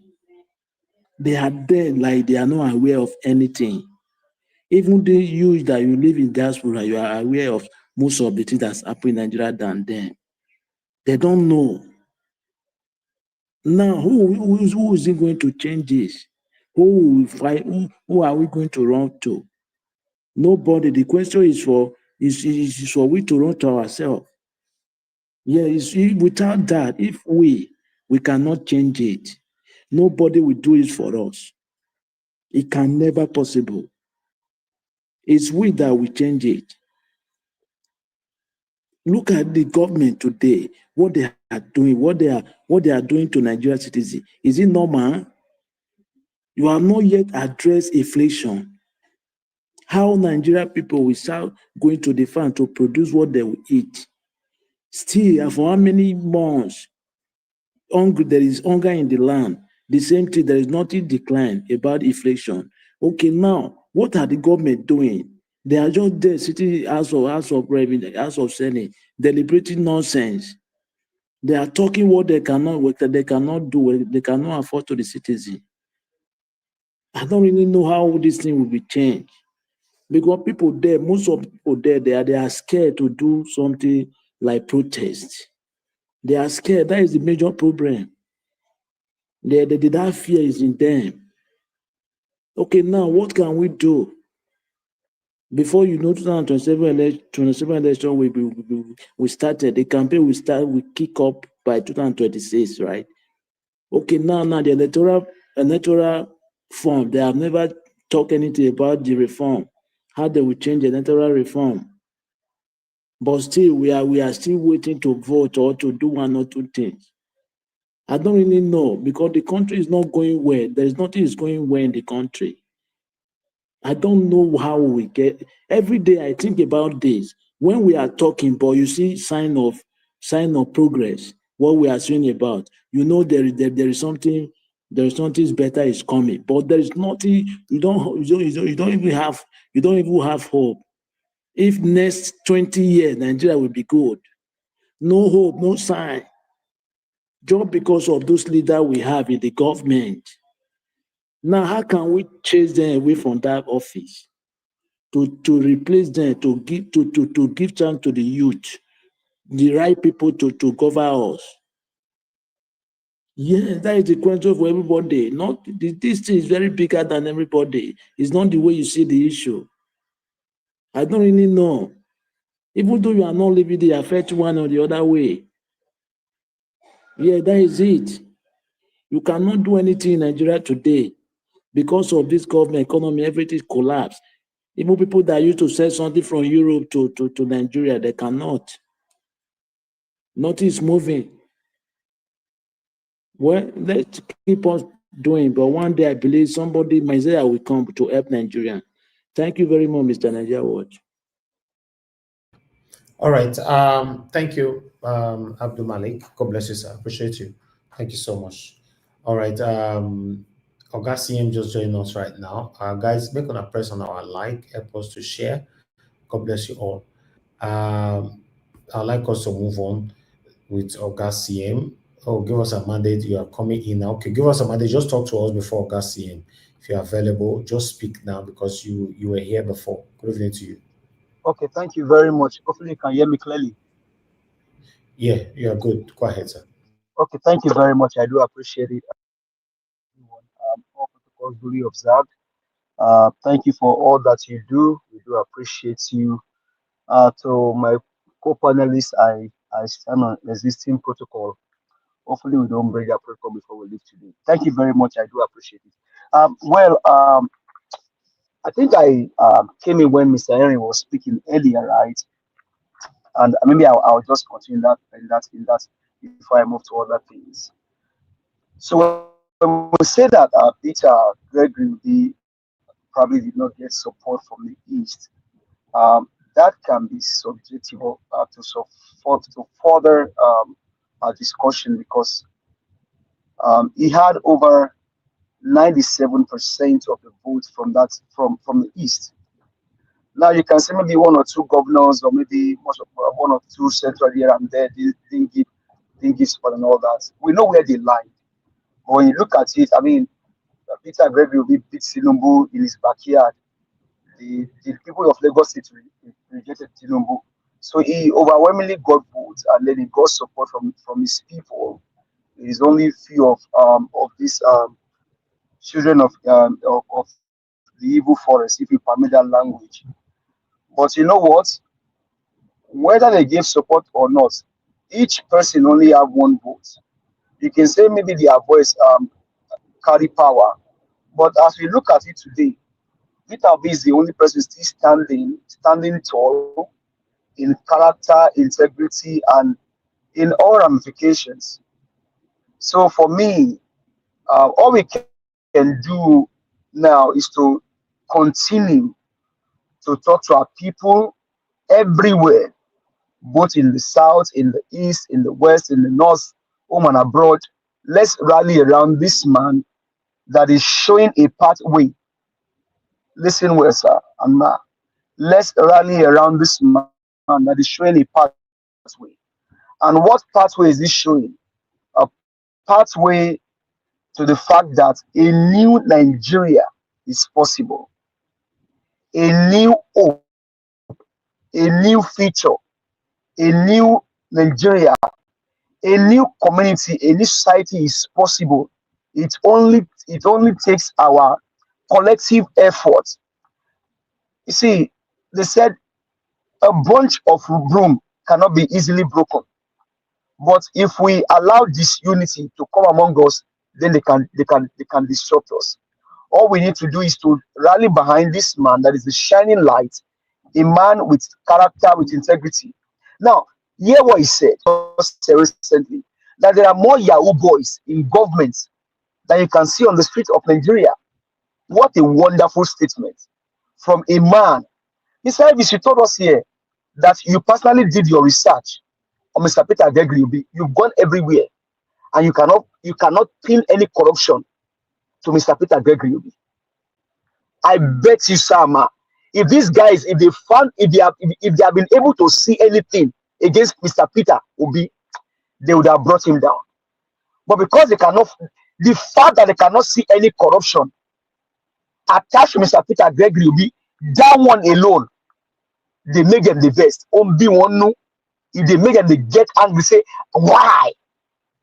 This guy ruled for 8 years, no corruption. This guy is a businessman, is a businessman in billions of naira, no corruption. I think Mr. Peter Obi said some times ago, there's a card called black card. I think only a handful people in the world have that card. Mr. Peter Obi is one of those people that has that card in the world. He is a man that stands tall. So for me, let's rally around like we rally, like we always hear with Mr. Elvis Onyedigi. Let's continue to rally around Mr. Peter Gregory. Why? Because he's still showing us that there is a pathway forward, not pathway behind. Because what Tinubu and his criminal gang are doing today is a pathway backward. But for Mr. Peter Obi said, there is a path forward to a new Nigeria, a path forward to a Nigeria where we will be detribalized. He said, don't vote for me because I'm from the East. If I don't pity me that you say no Easterner have become president, don't go that route. Vote for me, rally around me, support me because I'm a Nigerian, and that should be our mantra. Until we all detribalize and just rally around this man and all that shining lights, then we can move path forward. We can achieve what we want to achieve. We can get a better country. Now, Madam Mr. Elvis, I was saying, let me clap for Madam Patricia because I have listened to some things that she said on this issue of this law enforcement agent guys, and they make my mind they do more. Every time she made that comment that when a law enforcement agent acts like a criminal, they should be treated as criminal. Madam Patricia, God bless you for that comment. I like that. Whenever you make that statement, it makes me rejoice. It makes my heart gladden. And he now says something that is very profound. When you see a law enforcement agent in the Western world, they go for them not to be mistaken as an intruder or as somebody busting into somebody's privacy. They go there with a warrant of arrest. Thank you very much, man. God bless you. They go there with a warrant of arrest because that person they are going to meet might have been served severally and the person is not showing up. So the law enforcement agent will now go with a warrant of arrest that now give them that legal backing to be able to enter that premises. But in Nigeria, what do you see? You now see law enforcement agents behaving as criminal. And to your statement, man, which is very profound, if a law enforcement agent behave as a criminal, they should be treated such as one under the law. Thank you very much. I like that statement from you, man. Because so you now see EFCC officials, you see police officers that should enforce the law. That should be people. You see a police officer in London, in UK where you live, Mr. Elvis. You want to join the police. You see a police officer in America. You want to join the police. What do you see in Nigeria? They sit down around somewhere where they sell paraga with pomo, fried pomo, and they are drinking. You cannot. Somewhere a police, they are even coherent. No wonder some people said that whatever he did was not wrong. Even though for me, what he did was wrong. Because the police officer in the first place, they did not portray themselves as a people that enforce the law. What a shame. What a shame. What a shame on Nigerian police. What a shame on the EFCC. What a shame. In fact, here they don't call them police office. They don't call them the police force. They call them the police department. It's a department. It's a department that should enforce the law. But this one, because they are called police force, they want to do everything with force, with arrogancy, with evil. What a nonsense! Right, thank you. What evil! Thank you. Okay, thank you. Maybe if you can allow me in 10 seconds, maybe I should just bring it home. And to Pastor Olukayode, the chairman of EFCC, you are a pastor in the Redeemed Church. Why not behave yourself and accord yourself the respect? Talk to your people to do their job with dignity as accorded by the law. Thank you. I use the mic. I'll come back on Dele Farotimi in the second speech. Okay, which church Olukayode they go? Sorry.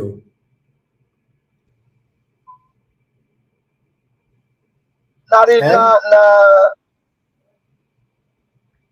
redeem they go now. Now redeem. They say that la pastor for redeem.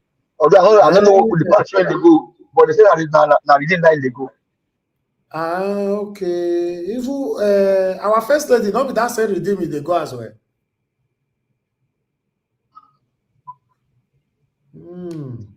My brother, what you go talk now? Now there she go self. She said that pastor for there now. Oh, even pastor. Okay. You say anything? Tinubu na pastor as well, Abi. I beg. Elvis.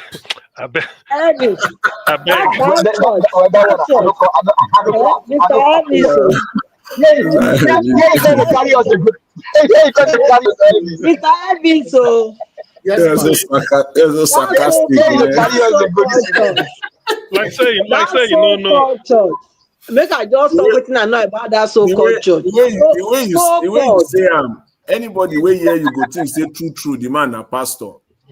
Like say no. But then a pastor, but Tinubu na pastor. Yes, when I say something.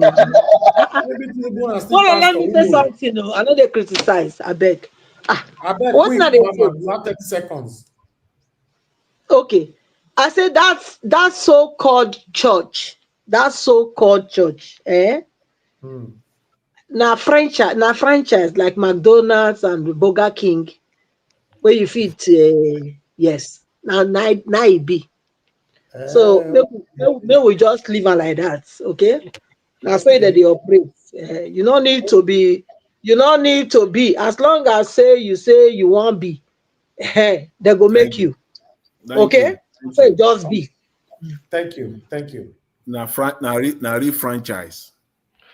All right. Now do well. Oga CM, it's good to have you on the show. Thank you. Thank you. Good evening, Niger Watch. Good evening, everybody. Please, I observe all protocols. Let's just carry on. Let me quickly rush through this. Yes, Afe Babalola withdrawing the case with Dele Farotimi. To me, hand on heart, it's a welcome development. I say this because that man's reputation is already in tatters. So going to court, I don't see how he's going to recover from it.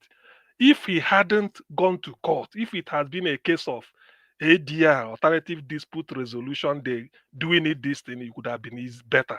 But in Nigeria, you have to flex muscle before. Then maybe he found out that the thing don't escalate, reach the whole world.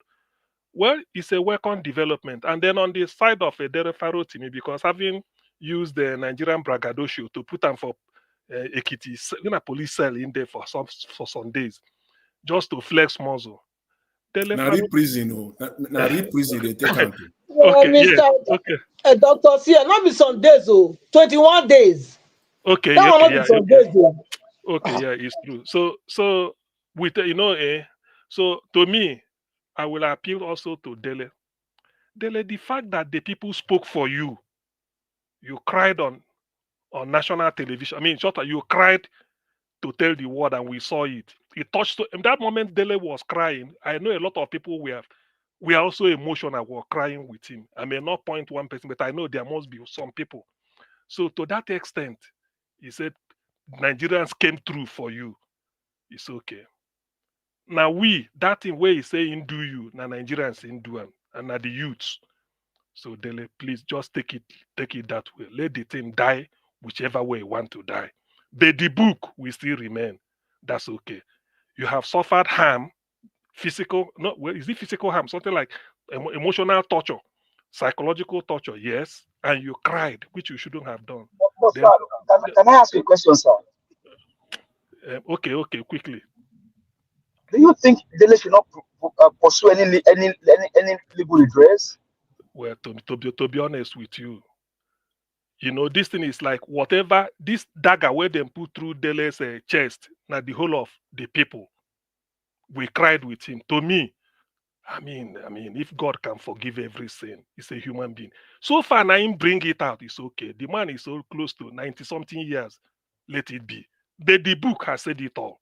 So that is my own. Maybe if Dele decide otherwise, it's up to him. But to me, that is the type of person I am. Let it lie. So far, he has then let two of them even embrace themselves openly, shake hand, say, look, let it be. Then Nigerian judiciary will now go home and clean up themselves. Maybe that is one. But I will still be talking on it as time goes on because it go develop to new stories. Now, what really bring me part of the thing? Nigeria watching, I know here what thing that happened for Anambra State, the harvest of kidnappers then and all those things. Look, do you know my happiness? Sometimes governance, leadership, not be every time you go be tar road, build bridge, you bring a 500 industries. All those ones good. But there are some certain moral laxity. If you correct it, it is still part of building the society and it's still part of governance. Soludo has won my heart. Won my heart in the sense that when these things, it was almost getting out of hand. People were complaining all over Anambra. The kidnapping was almost becoming a broad daylight. Audacious. Who are the people doing it? If you look at the age bracket, 20-something years. People were worried. Then all you hear is fetish openly everywhere.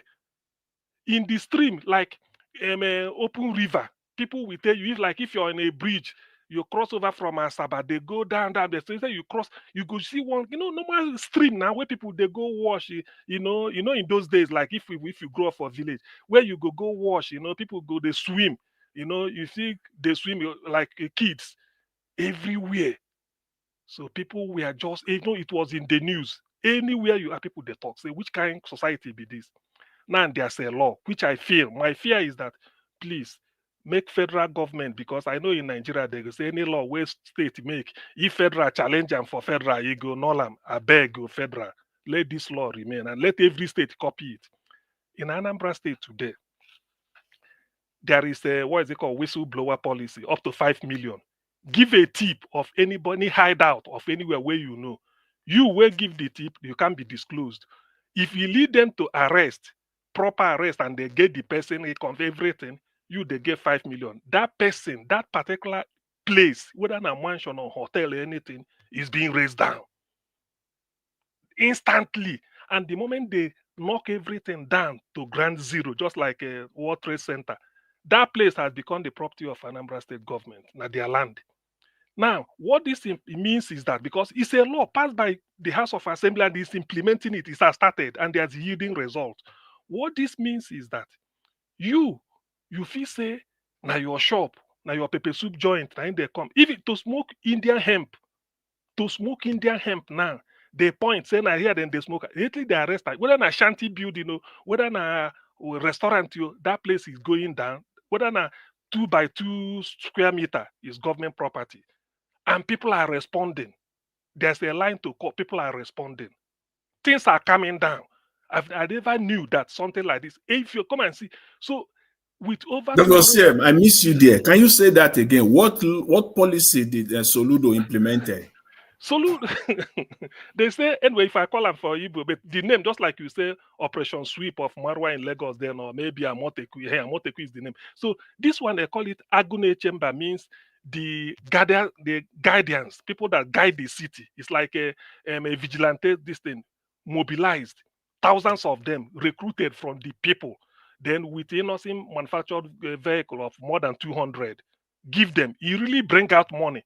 So they call them, said this thing is, if they receive tip and they go make arrest. In fact, do you know what shocks some people is that you never knew that some bungalow where you think say poor people they live there, it's not, maybe not painted, not knowing that they're using it for kidnapping. All of them are going down.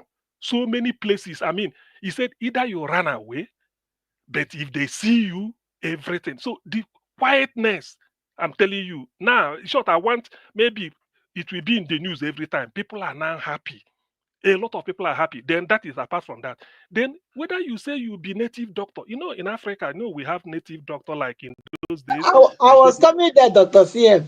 The native doctor part. This thing now, that's it. This one to the law where they said death where kill Alaji, na Almajirin go live. So person where they don't talk of Indian hemp, when they see you with hard drug now that you don't finish. In fact, if I give you now because of time, then for that rivers, because people were complaining, say now because people can now afford to put pipe on water, put borehole in your house, all these things. Not the river where they go fetch water before. Say if you go our river is messed up, then go throw money there. Say then they do ritual, then they do this. Then government said the river belongs to Dr. CM, don't you think that people will use it to victimize as a sort of revenge on each other? No, wait now. Yes, I know, yes, there's always the guard. Not that immediately you point, they have to go and get the person, then you explain, and they bring you to the public. Because people are not, and do you know one thing with crime? People where they do and people know. But in Nigeria, nobody they talk. Let me tell you, Jonathan, if you live with armed robber, like say in Nigeria, for the same street, there is no way people go the moment say these people, but go talk. Nigeria go talk. Now they've empowered them, and these people know when they arrest you. So as for beauty, let me go to native doctor first. So all those things where they say they go do and our sacrifice will be traditional religionist. Soludo say government say yes, we know Africans Christianity now Oyibo bring and come. Islam, now the Arabs bring and come. We have our own tradition. We agree. He's saying give them 1 month. After February 28th, all or any native doctor will come, you register, you come and then tell the public the type of malaria where you they cure. Then go bring the person where they suffer them, you cure them. If you they invoke money, say it gets something where you go do, money go full everywhere, then go bring you go do them. He say if you do a money come, you go do a for Anambra government. We need money to repair our roads. So no, it's true because no, I'm not making it. So sorry, I'm not making it up. This is I'm not maybe he said work on development. Yes, he said that moment where he give you now for you to decide. Say if you they do the genuine one, say when you inherit from your great grandpapa, people know. You go stay. After that, you go say, I inherited this thing from my great. When I touch this. You see that person where they this, we go see him. He said, government go record you. Say, this kind of person, said then go link you to Anambra State University, Faculty of Pharmacy, make you help them. So they want to integrate traditional medicine and Western medicine. Say you go help them. Say that is what he promised them. If your own day genuine, you know go there backyard again. Then go bring you out. Say this kind of person, may wanna help him. If they find cure. But if you know all this one where they say it be mermaid, where they go for water, you do and like this, you evoke them, he say you go convoke the thing.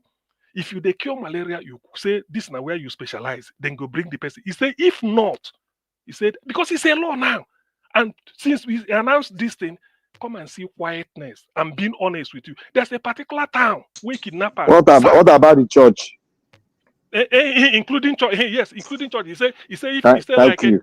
he said like pastor. Oh yes, he said like pastors.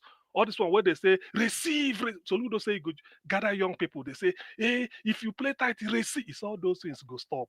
He say you go pastor, you go come demonstrate them for government field for capital. People go do. It mean he say when you demonstrate your work, then go know say your church can solve this thing. Anambra go enlist you. Say we have so many problems where we need money for, where we need this. You say you go to help us, we go pay you.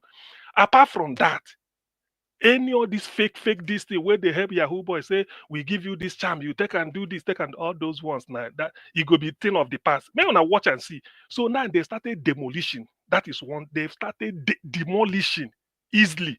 You say anything you point out, say this building, now there then the hard person. You say even you will be the landlord will own them. It has empowered Anambra people now that you have the right as a landlord to summon your tenant, say you want to enter their room. He said, you enter every room, check. Because if they hear, say somebody they there, they do one kind of shrine, the juju, and you know, you go say, hey, I be landlord, I no go. He say you have to enter.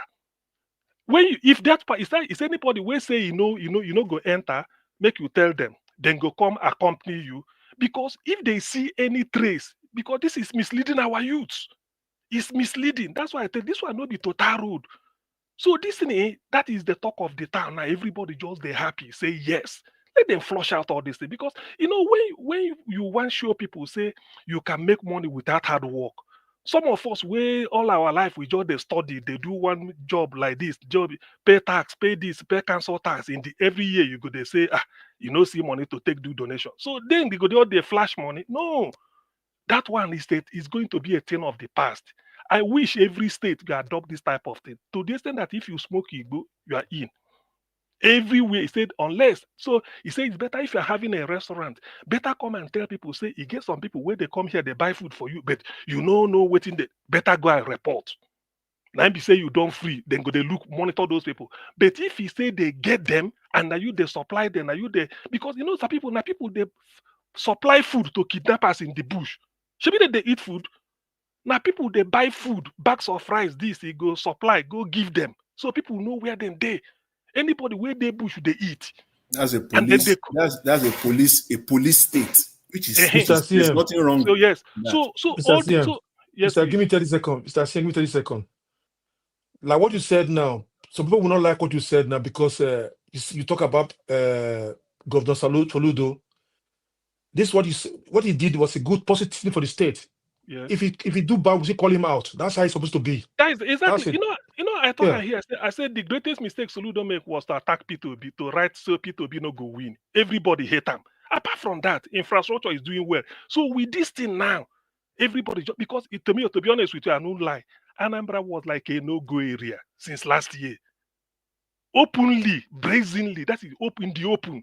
Then they carry people like say then they offload yam for tuber of yam for truck. Carry you like that. People say, what? Can these people run us out of time? So that is these things are developing and I'm so since everybody just be happy, say, we can deal with them. Thank you very much, Niger. What? Let me work with 10 seconds. So to me, then I think next time, next round I will talk about Ogoni and waiting Oshomole say I go link them together and I go see how it relates. Thank you very much. Thank you.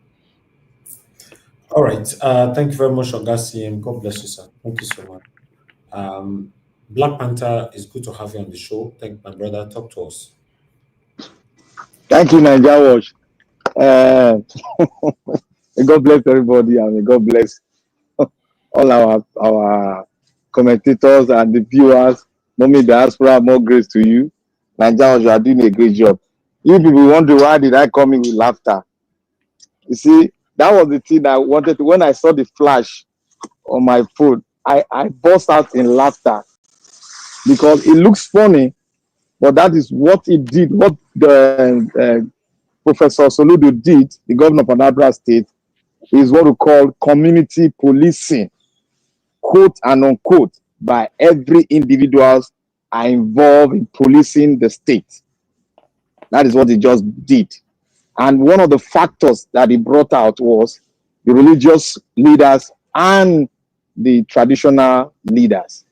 So the traditional leaders have complained concerning most of them, getting the traditional environment and making the traditional traditional rulers and other traditional things. They wanted to make it in such a way, in a charade where the young youth to come, they'll call themselves native doctor and they start doing other things which is contradicting to the culture of Nigeria itself and of every culture in Africa, in Nigeria. And I want to thank Professor Soludo. He has done something that our federal government could not do. He has stylishly checkmate religious gangsterism. Yes. He has stylishly curtailed Yahoo, and he has stylishly make everybody, every Anambarian, focus on governance in a very big form. Because he that blow the piper must also, watch himself while he's doing governance itself. So everybody is aware because they are feeling the impact of governance now. And that is a way to checkmate security itself on its own, because everybody is now aware of what is going on in the country, and they will all move out with boldness because a bill has been passed and it has been enacted. So every Anambarian is protected by that bill. So I want to thank Professor Soludo for doing a great job. I was laughing, I was jubilating where I am. So Dr. CM, thank you for bringing that information. I wanted to bring it in, but thank you for bringing it in first. And I want to say here today, like Madam Patricia, thank you. You did another great job, but I will dig in. That is what I want to dig into today, the Nigerian police force. I explained something here some time ago. I talked about, long time ago, I said the Nigerian police force has never and have not been reformed since the independence. It has never been reformed. We are still following the British, something that they gave us. And that is why they still call it the force. Because why they made it the force was because during that era, they wanted to use policing to threaten the people. Because we don't know anything about modern policing, whether they will come to us and we don't know. But we have our traditional way of curtailing insecurity in our own place. But they came and gave our police arms, ammunition to now oppress us and make us fidget towards any law they make. And that is why they put a force. They don't have any, they have the total power to come into your house without anything. They will come in. And that is what the Nigerian police are still doing. You see what that senior police officer said? He said, we don't need a warrant to go into any building. That is how they are trained.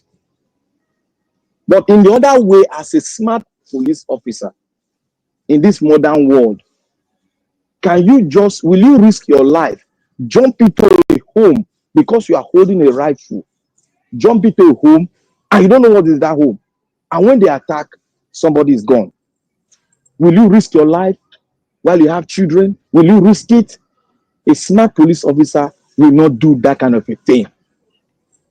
And that is why we have been asking that the Nigerian police force should be reformed. The entire security apparatus in Nigeria should be reformed. You can see the Nigerian military. You can see the way they are compromised. Just a snap, just one snap finger, they are compromised.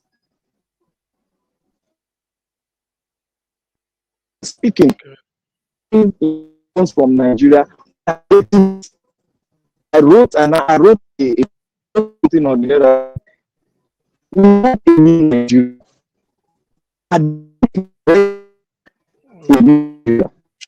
Are you ready to face the consequences of not participating in getting a new Nigeria? Are you ready for the consequences? And Anna said, we all here, we should be ready for the consequences. The consequences is not bad, it's not evil, but we should be ready so that we cannot be caught unawares when the consequences come. But we have tried our best to make sure that we have one Nigeria. Our best cannot be thrown out. Mother Nature we give us we bless us because we have tried our best. But are the people are they willing? Because Nigeria Watch have been mentioning this thing. They are sitting down in their beer parlor drinking beer and pressing balloon. That was where the question ringed in my eye, and I brought that question. Are the people willing? We cannot be saying word just flippantly like that. But are the people willing to have that new Nigeria? That is where 2027, the question will always come for. Are they willing to have that new Nigeria? If they are willing, we're going to get it. That's it. That is the flat thing about the 2020 and 2027, and the new Nigerian fight must start from today. It is not too late. And what we are saying, for us not to face the consequences, but we are not scared to face the consequences, but for us not to face the consequences, we must start to advocate for a new electoral law. A new electoral law. Yes, I will not go for the messenger, but I will go for the message that suits the fight that I'm going for today. And that is why I will pick the message that Aliyu Oshimole said today. We should use that message to fight our fight. Let's forget about him. It's inconsequential in our struggle because he is against our struggle. But let's pick the word that they have spoken and use that word holistically to send that message into the heartbeat of every Nigerian so that they will be recruited into this ideology we are printing out. That is what we need to be doing. If we don't want to face the consequences, but we are not scared of the consequences because we already know the consequences. It has been postulated to us, and we must hold it as an energetic and as a weapon that will keep behind, that will ginger us to go forth to really get this one Nigeria, to get this new Nigeria. That is what we should be doing, and that is what Peter Obi is ministering to every Nigerian out there. It is possible if we are willing, but we need to do one word. We need to keep on preaching the gospel of a new Nigeria. That is it. But we all know the consequences. That is why I put in my what I wrote on that black part. I said, look, a new constitution, or we dissolve this institution called Nigeria. Because I've already known the consequences. I am ready, but I'm willing to fight. So that fight to the last, so that I will get it. But are the people willing? I want to thank Nigeria Watch. We keep on doing it so that Mother Nature will not cause us that we did not speak when the road was really rough for the country. We need to keep on doing it until we get it. God bless every one of us in Jesus' name. Thank you. Amen. Okay. Oh, I think you said Nigeria Watch no there because in time past. Where they go? I think Okay. Thank you. Thank you, sir. Thank you very much. Let's have our final submission, 2 minutes, so we can round up. I'm going straight to God Henry. If you're still with us, sir, I beg your 2 minutes starts now. Thank you, sir. Oh, today I'm going nowhere. Mr. CM, thank you for the submission. Okay. How they do it? If they do all this kind of whistleblower for all the states, we have security in that country, mostly from the northern part too. So those ones are giving information to bandit criminals when the police are coming. The Nigerian government to change their tactic too. Compensate those who blow whistle, so security will be in that country. I forgot to talk about this police flying to somebody's compound. They dare not wear masks, come to my compound like that when I'm in town or my parents' home. They dare not pass through the barbed wire up like that, come to my compound. It's not going to be possible. I will send it back to the ancestors. Because they have to come clean. They have to come clean. Even though they can break the gates to come in, not to pass through the fence like that. Just like armed robber now. It's just like kidnappers. I cannot imagine Nigeria PRO Peter Master will be saying Nigeria police don't need to arrest warrant to come to your compound. Can break into your house without arrest warrant. It's never done anywhere. Even though I'm in Animal Kingdom, something like that don't happen in Animal Kingdom. That kind of PRO, they're supposed to send him back to his village to go and do his chief title. That guy is becoming wayward. Can he speak like that in the public? I will find out in the Nigeria Constitution if something like that is in the Nigeria Constitution. If Nigeria police have rights. Okay, if somebody is a criminal, have a proof he's a criminal, you can bust him like the way you want to bust him. But not it's a suspect. You have to invite this person. If you don't come, then you mount around, you stay around, mount around, so at the intern come around, you pick. This how they do it in Germany too. Because they bust your house, they destroy your things. Yeah, they didn't find the criminal, it's not a criminal. The government has to tell you to sue the police. They can sue the police here in Germany. Except this person they came to meet in the house is a criminal, they prove, they break his door, they have to pay after they lose the case. That's how it is. Oshomole, nobody should trust Oshomole, but I will still give him applause for standing up to speak out now. I will still give him applause, even though I don't trust him. But at least speaking out like this is, if everybody should speak like this in the Senate, maybe there will be changes coming out. But no one wants to speak.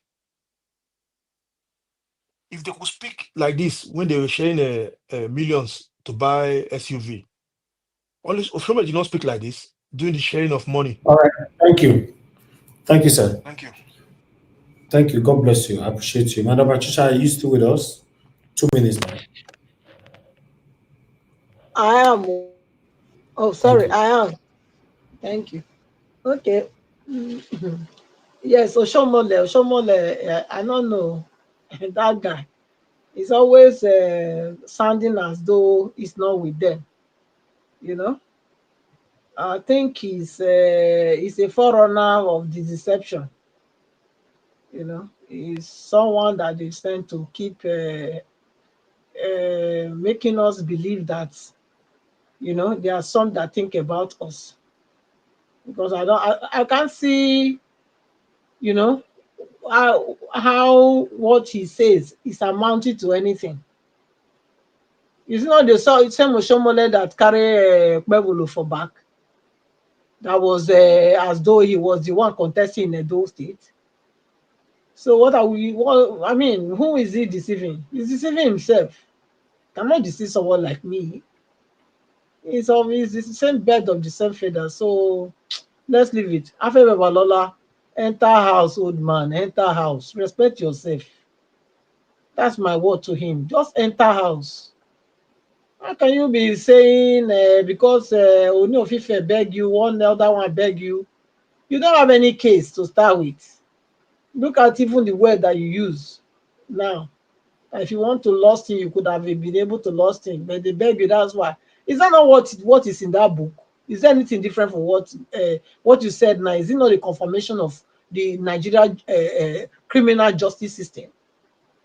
That's what it is. For me, you know, I don't think what's his name? Dele Farotimi should let it go. I don't think so. Because somebody is going to leaks, you know, tell these people that their era has passed. Because if we keep letting them get away with it, so another one will come out next time and also arrest another young man that is trying to say, look, when our time don't pass, Mona give us chance. Yeah? I mean, look at, is it not tiring? These people, they don't have anything to give to Nigeria. Look at Oshomole. How old is Oshomole? Oshomole definitely is born before independence. Definitely. So what's he still doing there? So please, I mean, no, Dele Farotimi should pursue it to the end. Let us bring out this justice system, this criminal justice system. Let us open it. We've already opened the book. Let us just open it. Make everybody see what it be. Not because this cover up what they want to now. No, we should go on fully. So that's my take. Thank you, Mr. Elvis. Thank you, Nigerians everywhere. Thank you. Thank you very much, Madam Patricia. God bless you, ma. I appreciate you. Mr. Jonathan, are you still there with us? Please, your 2 minutes starts now, if you're there.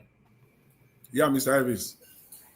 Okay, Thank sir. you. Thank you. Yeah, let me just quickly say this. You know, Dr. CM, thanks for bringing that out. I heard that for the first time from you. But it's a good development. The concern that I just have is exactly what I expressed when you are making that delivery. That I hope people will truly live up to it. They will not use it as a tool for personal vendetta. They will use it for what the government intended it to be, which is to secure the state and for every citizen to be part of securing the state.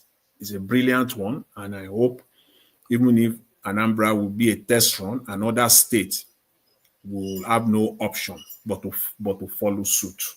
It's what the federal government should really consider.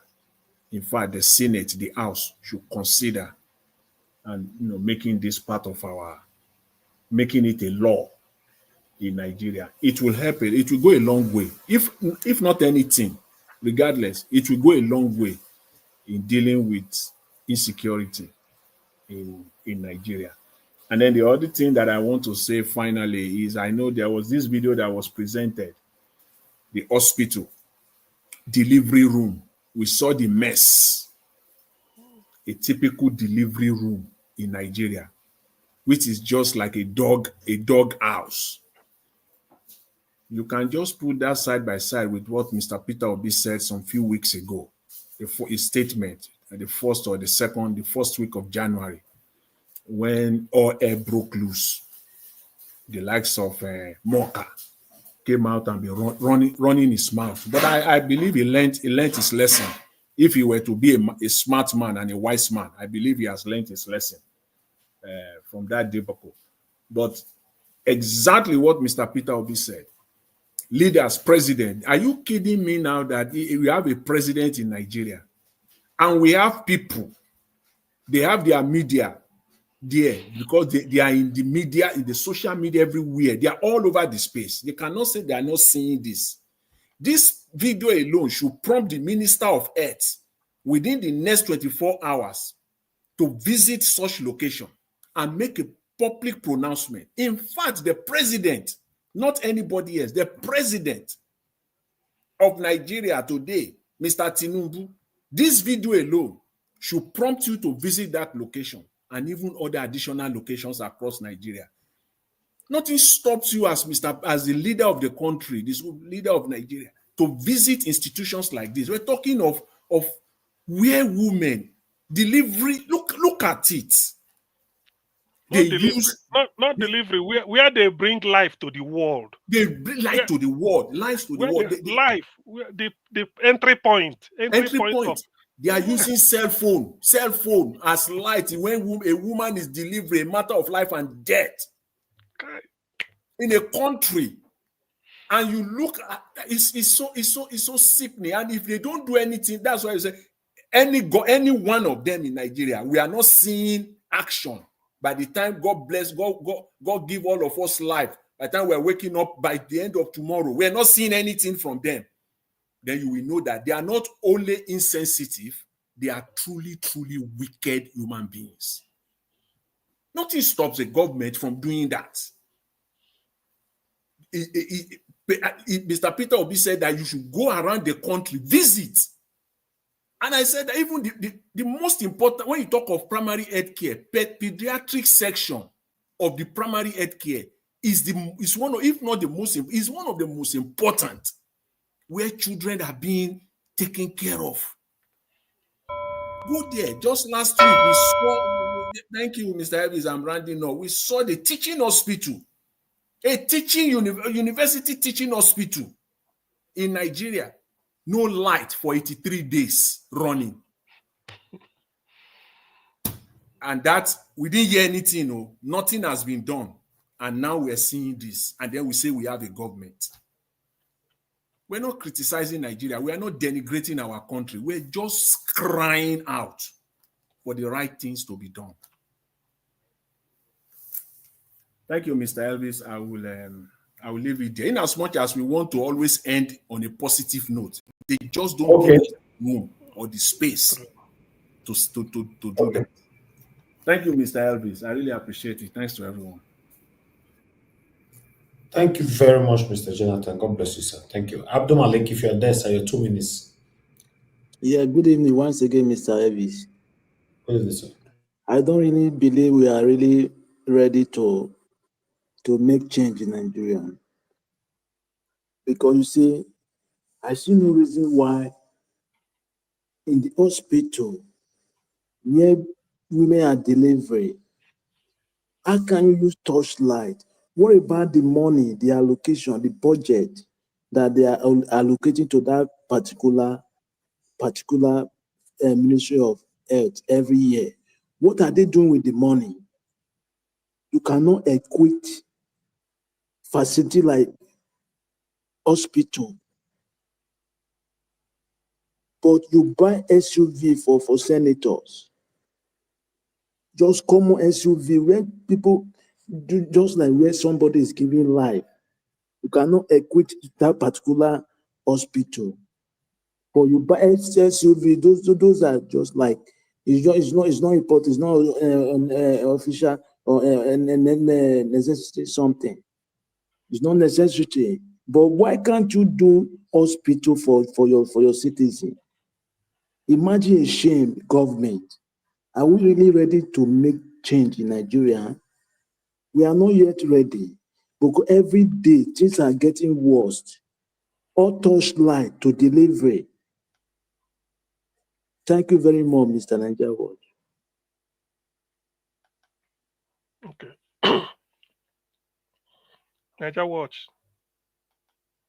All right, Abdul Malik, thank you very much, sir. God bless you. I appreciate you. Thank you, sir. Augustine, yes, sir. Now Okay. your turn now. Okay, thank you. Let me quickly. One, on what Oshomole said regarding, two laws in Nigeria that people doing oil bunkering in the Niger Delta, they use all manner of force to pursue them, police, army, navy, anything. And then look at what is happening in the north. Everybody keep quiet, nothing. So we know it's true. What I want to link it is that if we remember, 2 or 3 days ago, the people of Ogoni, some selected Ogoni leaders, visited Tinubu in Aso Rock because I never knew that since 1995, they acquired the Kensarowiwa, that Nigeria has not been prospecting for oil in Ogoni land. It's over 40 years. Is it over 30 years now? Should be. So since then, Ogoni land, there's no oil prospecting going on there. So Nigeria don't broke now. Tinubu want oil, at least for us to get some money, which is, fair enough. It's an asset. But the people of Ogoni refused. They are still nursing the wound of all those things. Even Buhari said clean up, nothing. Instead of doing clean up, he was building rail to Niger Republic free of charge when Ogoni is not being cleaned up.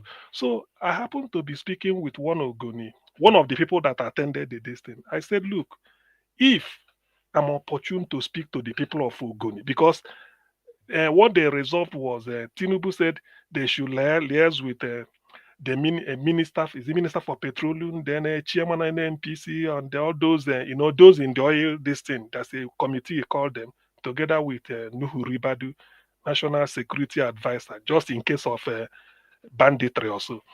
He said they should, work out something. Tinubu want peace. He's just trying to tell them, what do we do? Because when he was there speaking with them, he said that what had happened in the past, it cannot be changed regarding what the fate of Saruiwa and all those things. But in future, they can help to control what will happen in the future by putting things down. So he's coming for it. He extended an olive branch. So I was telling the chap, I said, look, this is the time, this is the golden moment Ogoni is having. Lay it on the table that, look, henceforth, we, the Ogoni, will be in charge of our crude oil. What you come here to look for is money. That money we will give it to you. Let us work out the percentage. But we will take control of our crude oil. When you say this, you are not being novel. I was telling the person, something is, you go say, why we are doing it is I look at Zamfara. They are gold, and then they manage them. It's not federal. They're not even giving us anything. But in this case, we will give, but we will take charge. Say, lay it on the table. That will be the irreducible minimum failing it, because some people were saying they will have to do Ogonibilo. I mean, if it's in the news, but this is what I suggested to the person, and he told me, he said it's a very good suggestion. I said, I wish I address them. This is the opportunity, because what Oshomole said, 2 laws, that is 2 laws. Look at Nigeria is looking for money. Yet they can't want to use gold in Zamfara to get money, but they want to use crude oil in Niger Delta to get money. That is not fair now. Given the fact that Ogoni people, they've had it up to here before. So I told them, say, look, if they miss this opportunity, let them not cry again. Buhari promised clean up. He didn't do. He was building the rail. Now, everything done, nothing. So since 1995, they left you people alone to your fate. Now they want to come back again. How are you sure they're going to clean it up? So take control. Tell them, don't worry, we will do the cleanup ourselves. All we want is let us work out a percentage we'll be giving to federal government. Hands off. We are going to run it. So that's why I said what Oshomole said is a sort of what they call, what they say has an unintended consequence. So that's what I'm trying to use to explain this now. Then the thing I wanted to say, let me use my few seconds remaining. Some people, they notice my absence. Blessed lady, at 9:21 p.m., you welcome me back. You thanked me. So I'm thanking you again. Happy New Year too. Let it not be that we do not look at the comments. You people are part of us. So we have to flash to see if you criticize what we're doing constructively, we will make amends. But if it's abuse, we may not reply you, or some people may give it to you back. But if you want to be part of us, criticize constructively. If you can't come into the panel, you can make suggestion on the distance. So thank you very much for saying that. So on the last thing I want to say is this delivery room scandal that Jonathan highlighted. You see, I will recommend, let me say it on air, every man, so far you have, even if you are not a father yet, or you are not a husband, so far you are a man, up to say 30 years, let me put it that way, try and visit a delivery room, delivery suite. Tell the midwife, plead with them that you want to witness how somebody is brought into this world. Part of witnessing it is not a drama. I know you may say you are you're seeing a woman in a different attire. Yes. But what we want you to say is that, can you look at how dirty the place is? If it's you, will you like it? If the delivery suit is so dirty, the child will just get infected, and you never know what type of bacteria the child will be exposed to. He will not carry it out. Later they will say, when after giving birth 2 days, he couldn't breathe very well.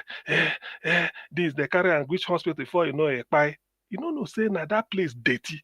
So please, I will recommend every man, please, if you can, try and visit a delivery room in your lifetime to see how human being is being brought into this world, so that you have respect for women. It's not easy. And then, so that if you hear that something happening, so that if they are discussing about delivery, you can, anywhere you are, they are talking of childbirth, you will be number one to advocate for the best childbirth for everybody, because it's between life and death. The mother can buy, the child can be alive, the child can buy, the mother can buy, anybody, anything can happen. It's between life and death. All right. Until you finish, you won't know. Thank you very much, Niger Watch. Augustine, thank you, sir. Thank you very much for your submission. Give us a mandate if you are still there. 2 minutes. Thank you very much. I was going to make a request, if you don't mind. I was going to make a request. I was going to say it earlier, but I don't have the time. If you can give us maybe, I don't know if other panelists would need the time. Yes, yeah, I support. I support. Okay. Give us a mandate. You have my back. Whatever it is, you have my back. I support you. Make I give you pounded yam. Which kind of pounded yam? Which one you? No pretend. No pretend. Say no, everything they talk. Not just pretend. If I catch you. Black soup. Now black soup. Make you go. You go call Malarich. I may give you black soup. No my Elvis. You want pretend? Say no, yeah. If I catch you. If you say make you give her the pounded yam, you fit afford them. You go give her. You fit give her now. I go send them. If na Pandenya you want, I go send and give them. You not talk anything. You say request. Now request to talk. Why you not talk granite? You just jump to pounded yam. Why you not talk granite or pure water? You just jump to pounded yam. No, like, I go give them Bolly and Granot. Eddie, give you one Bolly, I go send them to you.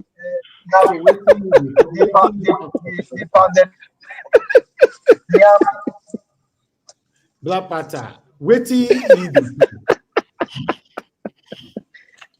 No pretend say no year. Open your ear where we are not give you cotton. No year. You say you get request. See, Niger watch. Let me the black soup. It should be wrapped in time. Niger watch. You are too good. You can't tell lie. God didn't. God no manufacture. God didn't. Mona liver. Don't tell her make it pack that in baggage and in luggage. Me send himself back to base. You know the year. No trouble you here. Stop manipulating me, Niger watch. I know manipulation. Manipulation. Now you do the manipulation. God no create you. May no go pick the character where God no give you. You no fit lie. We go no. So be yourself. You no fit lie now. If you lie, you go pour jam now.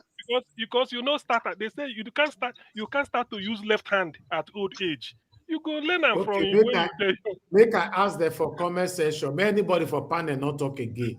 Make I give them additional 30 minutes to talk with it themselves, yes or no, on the comment section, quickly.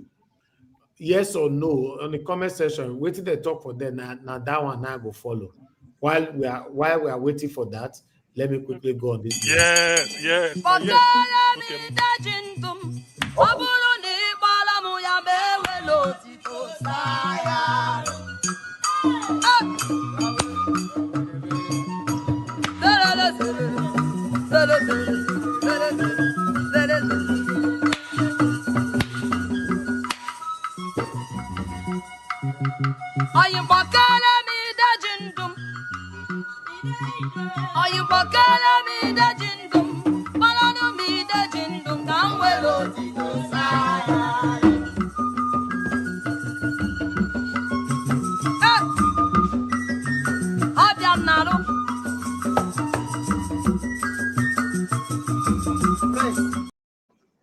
Okay. Okay. Yes, I can see on the comment section. Madam Patricia, they do my move. Patricia, your vote no count. What did they do for Israel that time? What did they destroy for them? Black Panther. Destroying America. Anybody will do Mahmoud, you cancel, you avoid in vote. Anybody will vote more than once. Now Trump they pursue some people who want send go back to Nigeria. All right, okay. I give you 30 minutes. 30 minutes starts now with yourselves. After 30 minutes, we round up. Thank you. Okay, give us a mandate. Make you start. Now you be the person where get the thing, will help us. So start. Give us a mandate. I've been done. Unsuni. Give us a mandate. Give us a mandate. I want. Okay, I think he's. Okay, sorry, I mean, I'm now. Can you guys hear me? Yes, we can. Go on. Can you hear me? Yes. No, I'm here. Can you hear me, sir? Yes. Wow. Can you guys hear me? Okay. We can hear you. Poor network. Thank you. Can you hear me, sir? Even for Dallas. Okay, somebody should go. Somebody should go. Now cricket network they use. No, myself. Okay, Black Panther. Can you hear me? Yes, we can hear you. Can hear you now. Naija watch don't go read the thing. As if you man con the time you go increase the time. No, sure you get. But this na Ricky. This na Ricky. Okay. Thank you very much. I mean, Mr. Elvis, thank you so much. We do appreciate it. Thank you, sir. Well, so on the issue of Afe Babalola, I think Madam Patricia, you said something that is very profound. Now, Dele was put in prison, right? On what ground? Now, after saying that it was Oni that came to beg him, and because Oni begged him, he had to let go. See, I don't want to maybe preempt him or maybe say it's not because of Oni. Now we've seen videos flying all over social media where Dele Farotimi is even granting interview to foreign media. Dele Farotimi is granting interview to foreign media on that arrest. So the man he knows what is coming for him, and that's why he's trying to he's now saying, "Oh, I withdraw the case." Now you withdraw the case.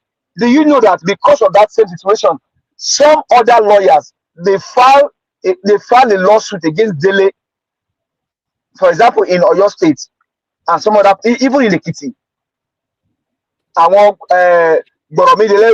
Because now it is not their matter. They are trying to cause chaos because of that. So for me, I'll say, Uncle Dele, in case you are listening, please let's follow this case through. Damage must be paid to you by Afe Babalola and all other lawyers that sued you in other courts in Nigeria. Now, Mr. Elvis, thank you very much for the video that you did about Obaseki. But if I will say something, you showed us the road, you showed us the shop right? Now, that place where they are delivering children, primary health care, I'm not sure if there were any that were done by Obaseki. I mean, in that video you said that you were impressed, but you are not satisfied, which I like. They should have done more. They should have done more for the people. They should have done more. If I ask now, that top right, is he Edo people? Is he Edo property? Does it belong? That top right, is it belong to Edo state government? Maybe yes, maybe no. So he tried his own capacity, but he should have done more. He should have done more for the people. Then Professor Soludo, I will line behind other panelists to say thank you, because if you look at where they are giving birth to children and what kidnappers are doing, it is taking away human life, sanctity. So to that extent, Prof. Soldo, you have made the heart of the people rejoice, because anyone that takes life, they are not fit for society. So on that ground, thank you. But we can continue to improve on this policy that you cheat. And Governor Seyi Makinde, please learn from what Governor Soludo is doing in Anambra, because they're also kidnapping in Oyo State. We are Governor Seyi Makinde, learn from what Soludo is doing in Anambra. Let's stop the ritual ritualist or the ritual kidnapping in Oyo State. Go viral in Nigeria. Thank you very much. Okay, thank you. Give us a mandate. Madam Patricia, if you are with us, although you didn't vote for the Thai Shabet, you can have a bite. Now we will. No, I'm with you people. Go on, ride on. Are they here? Okay. Oh, okay. Hey, Henry, make we hear your voice again. No, let me just. I just did it. Watch you now. Listen. Okay. Jonathan, you are here now. Okay. Oh, wait. Sorry, Jonathan. Hold on. Afe Emmanuel, sorry, now you we supposed to take this thing. Now you Niger Watch take rig the thing. Thank you, Dr. CM. Ibe Koni. Ibe Kwezoni. All Gadron Umao. Yes, so Anambra says becoming. But I cut man, you don't come. Yeah, Black Panther happen can Zurich and Happy New Year anyway. All right. I mean, the man. I greet you. I greet everybody, whether Ikwere, whether Igbo, whether or Nigeria will be. Okay. Abi, we can say Yendeba, all are the same thing. So it's happen. Okay. All right. I greet you all. Those in the panel, Happy New Year once again. It's been a while. the year started with a lot of higgy haga, with a lot of things to meet up. So that's why I've been a kind of extremely really incommunicado, But so anyway, thank you for the opportunity to be here. Miss Service, I hail you. Hey, Gadi, God will keep you. Mama Diaspora, God will keep you. All those at the back office making the things happen. I greet every one of you with your efforts. 2025 is going to be better than 2024. We pray that God will keep each and every one of us. We keep gathering here.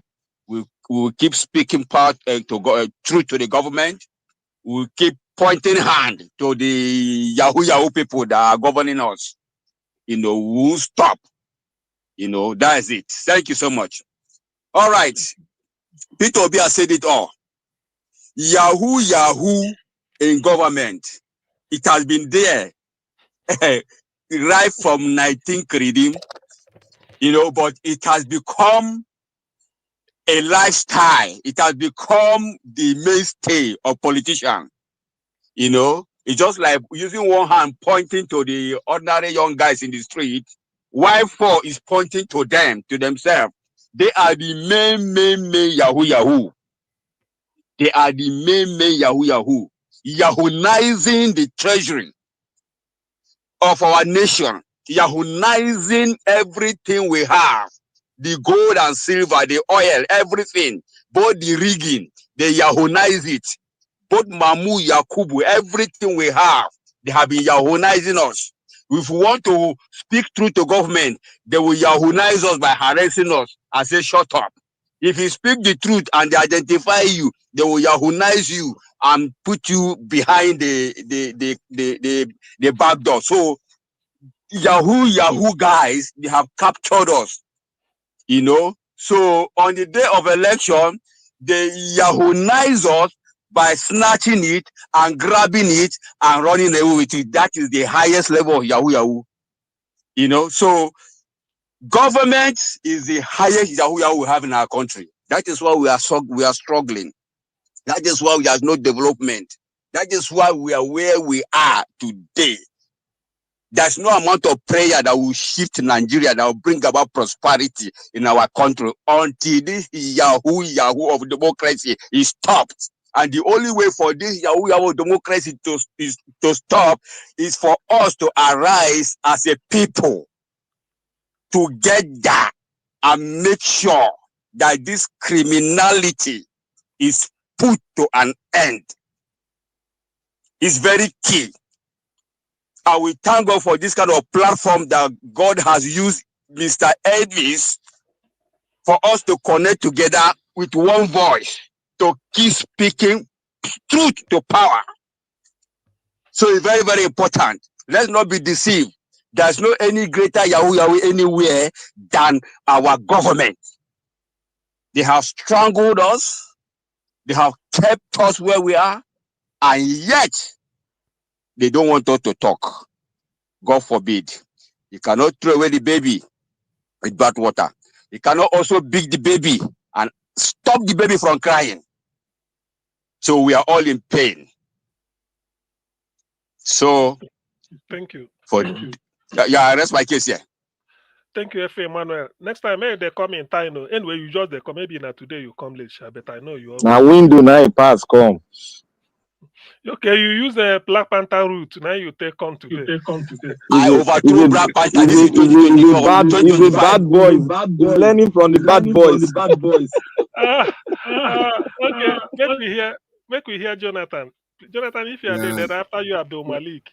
Okay, thank you, Dr. CM. You see, there's this. Me, I never talk. Wait. Now after me, now make you relax. Now after Abdul Malik said, the bad boys will be behind stage. Let the good boys talk. Go ahead, Mr. Jonathan.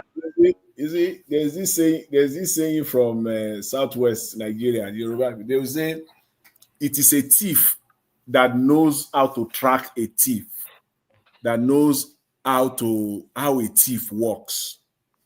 So when Mr. Peter Obi was talking about Yahoo, see, the man was not talking in vacuum.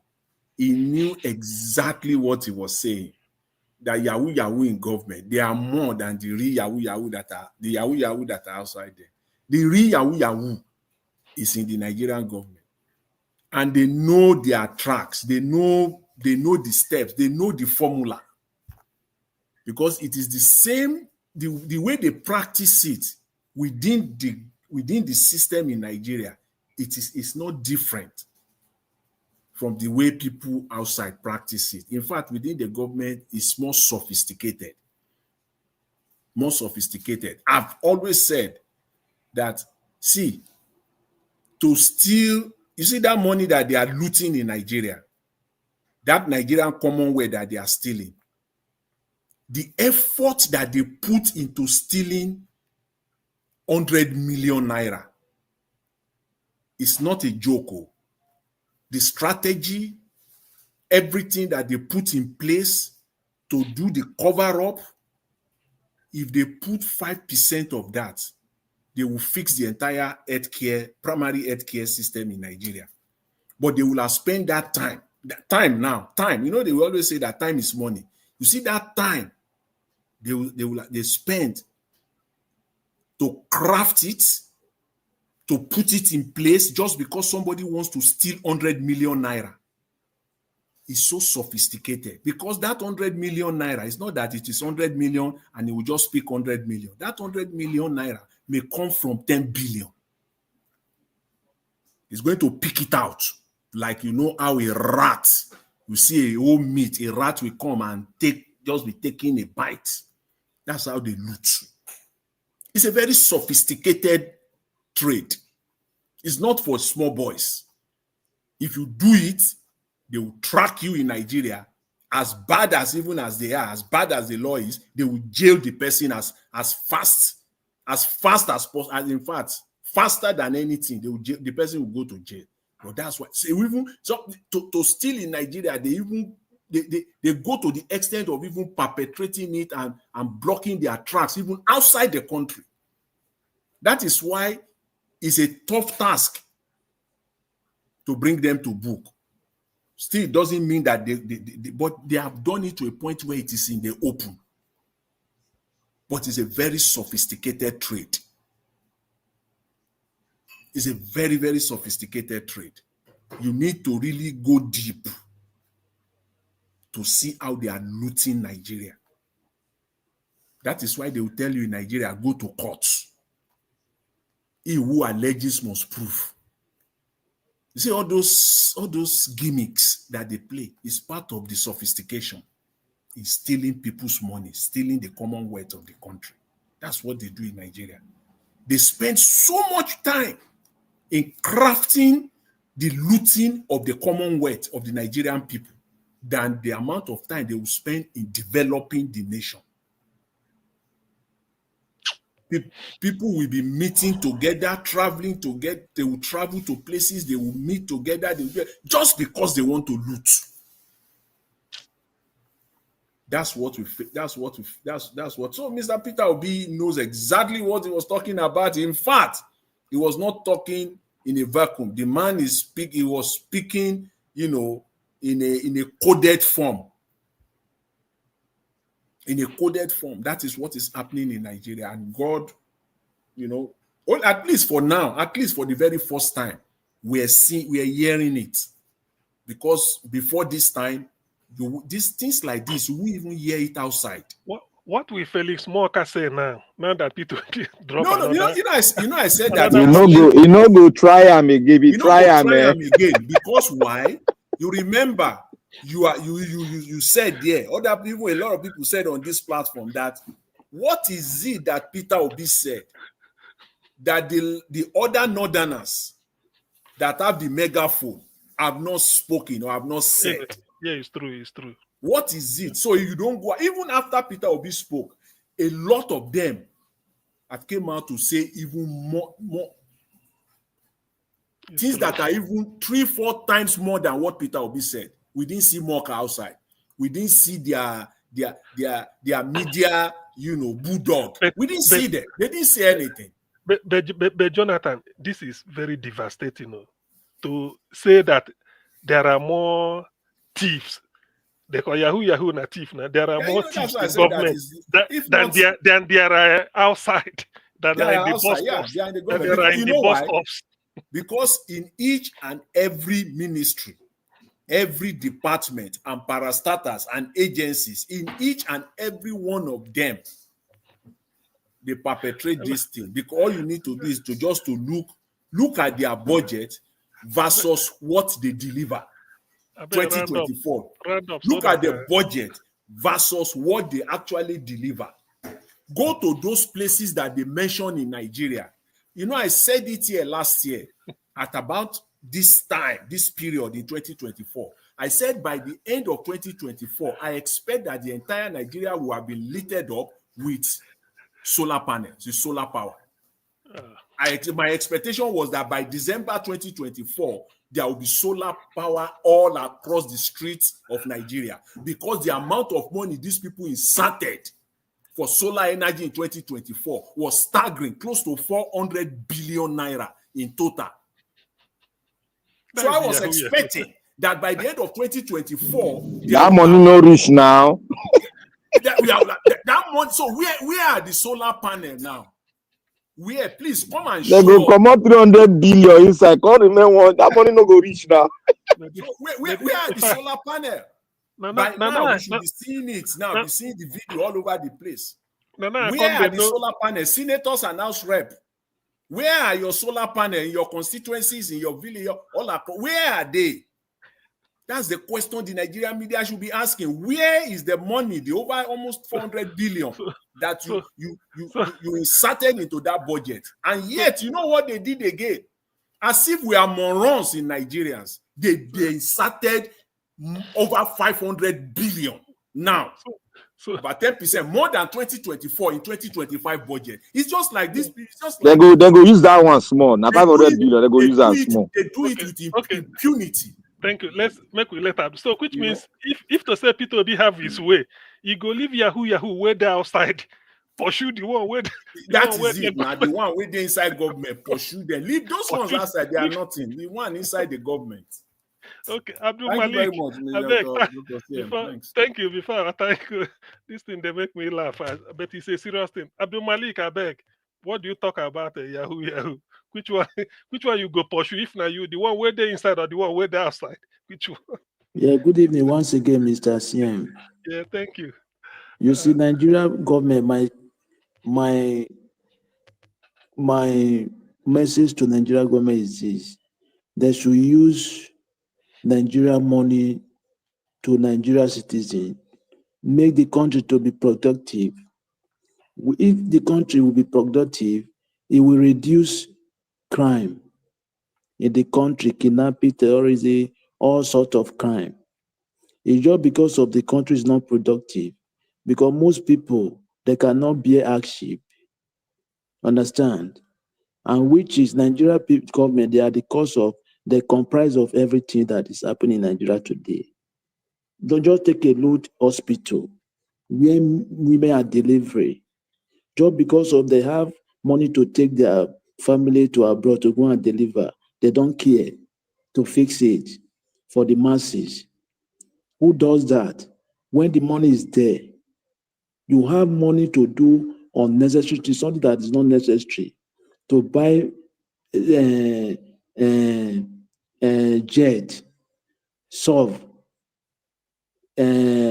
yash, build VC house, renovate, but you don't have money to build hospital, to build equipment where people are delivering, to give life. Who does that? Is it not criminality? They are more than Yahoo boys. Thank you very much. It's okay. Thank you very much. Black Panther. Okay, yes. Please, just 10 seconds. Let me quickly say this. This is a question. This is my question, and I'm putting it out there for Nigerians, in particular, Nigerian media. The Senate President, Akpabio, in 2024 budget, inserted 93 billion naira for his own constituency projects. Please ask Mr. Akpabio today, where are those projects in your senatorial district? Over 93 billion. For him alone, for his own constituency alone, they are all there. So please ask him. These are the relevant things. If you want to save Nigeria and stop this craziness of the impunity of stealing, broad daylight stealing, please start asking him now. Where is the money? Let him take you to his constituency and let us see 93 billion. Mr. Senate President, it's not an allegation. It's not alleging. It is there in the budget. How much of that money was released to you in 2024? Please be proud. Take the media on a tour that this is what you deliver because of the constituency that was given to you, the constituency budget. You should be proud to do that. You should be proud to say, out of it, only 30 billion was released. Only 20 billion was. Please do that. Let's stop this insanity and this impunity of stealing in our country, and let us all rise up to it. The Nigerian media in particular. Stop staying in this your studio and be asking questions. These are the questions you should be asking. Part of them. Thank you. Thank you very much, Dr. Okay. Okay, yeah. But Black Panther, let's hear you. Yeah, so thank you. Finally, it's my turn. Now don't take me around the whole Niger Delta. Can't come back to southeast. We will not try. Thank you. Oh, Mr. Jonathan, that money don't go. Remember the 90 billion naira your accountant general stole. It don't go. You see, when is that money is going to come back? Oh, all this money they are stealing. I'm telling all of you, by the time the table is set, all those money is going to come back. It just, God does not use two people. He's going to use just one person. EFCC know where all the money went to, because they have a link to all the bank network. They have access to all accounts. They know where all this money is. That is why you see they distract talks by going for Yahoo boys. They know all where this money is. Now, I want to say that congratulations to every Nigerian that are out there, every Nigerian in diaspora, and the ones in the country that are putting the light on the Nigerian government. Thank you all for a good job. We fought a good fight and we won the race. They rose up against our uncle, a dedicated human rights activist, a man that loved the Nigerian, that love the Nigerian people that are fighting for the emancipation of the country. Our dear uncle Farotimi, may God bless you. All of you fought and we won. We have won that fight. Let that fight go. We have already won. Let the shame follow those that have won the regalia of shame, because we postulated it here that case is not going anywhere. You guys remember, we said it here, that case is not going nowhere, and it remains so. That's the power in our voice, power in our unity. And now Felix Moka came with his gigolo talk. We drove him into the hole he came back from. He will never dare try it again. He not fit try him again. They dug everything about him, they dug it out. And they told him, we know where they go. We can visit you if we want to visit you. Felix Moka begin go to you, whole press. And I thank our PO. He came out, spoke directly to him. That is what we want him to be doing. When we speak, let him follow suit. Felix Moka run. He can't try it again now. If they send another message, he go say, he they go for medical checkup. If they send another message again, he go tell them say they go for medical checkup. Because it is high time that we know the power we have in through the media. What they've given us, we have to keep on speaking. Anytime one of us is attacked, let us go like wounded lion against that person that spoke. That is what we're gonna do, and that is how we're gonna keep the flag flying, and that is how that person that God wanted for us to look up to as a leader, so that we can follow suit. They will rise up, and we'll follow him, and we'll get our Nigeria that we want. I want to speak to our that this lady, the senator, was the Labour Party senator. She's a lady. Can you Senator Ireti Kengibe? Yeah. I am called Senator, Honorable Senator Ireti Kengibe, that don't want our children to have access to education in aviation system. Senator Ireti Kengibe, they bought a Jeep, cost 160 million naira. They gave you one, you accepted. The Nigerian president bought an airplane, worth billions. You accepted it. You didn't say anything. Your salary per year, they brought it out. We saw it. Every Nigerian saw it. You did not say anything. When they brought the aviation industry, they want to bring the school closer to the people that made you who you are. You rose up against it. Now Nigeria don't have money. Who are you to rise up against our own commonwealth that belong to us? You don't have a right. We have sent you there to go and make laws that will favor us, and not laws that will deter us not to have education. I speak those to you. Now you have seen what is going on in our in the hospital. See how they deliver children, the future of Nigeria. See the environment they deliver them. This is the time for you. I challenge you today. If you don't speak on this issue of medical treatment, on how they deliver our children, the future of tomorrow for Nigeria, remain silent forever. You don't want to be a senator. Your fellow woman are giving birth in a place they use torchlight. You are there dancing Kabada dance with the president that have made Nigeria poorer. You cannot speak. If you cannot speak on this health issue, Senator, Honorable Senator, what is the name? Kingebe. Sorry for my pronunciation. Please remain silent forever. And if you speak, we'll come for you. Because it is too much for you people, despite you are in Labour Party and you have remained silent. All the money they gave to you all for construction project, how many things have you invested in? Have you invested in the people? Have you invested in our medical sector? On this note, I would like to thank the Lagos people who shout. I'm not APCO, but I would like to thank the Lagos State government for making sure that the hospital, first of its kind in the entire Nigeria, for children, dedicated to children. I want to thank him. God will bless you, and remember your good works that you've done to lift the medical sector in Nigeria.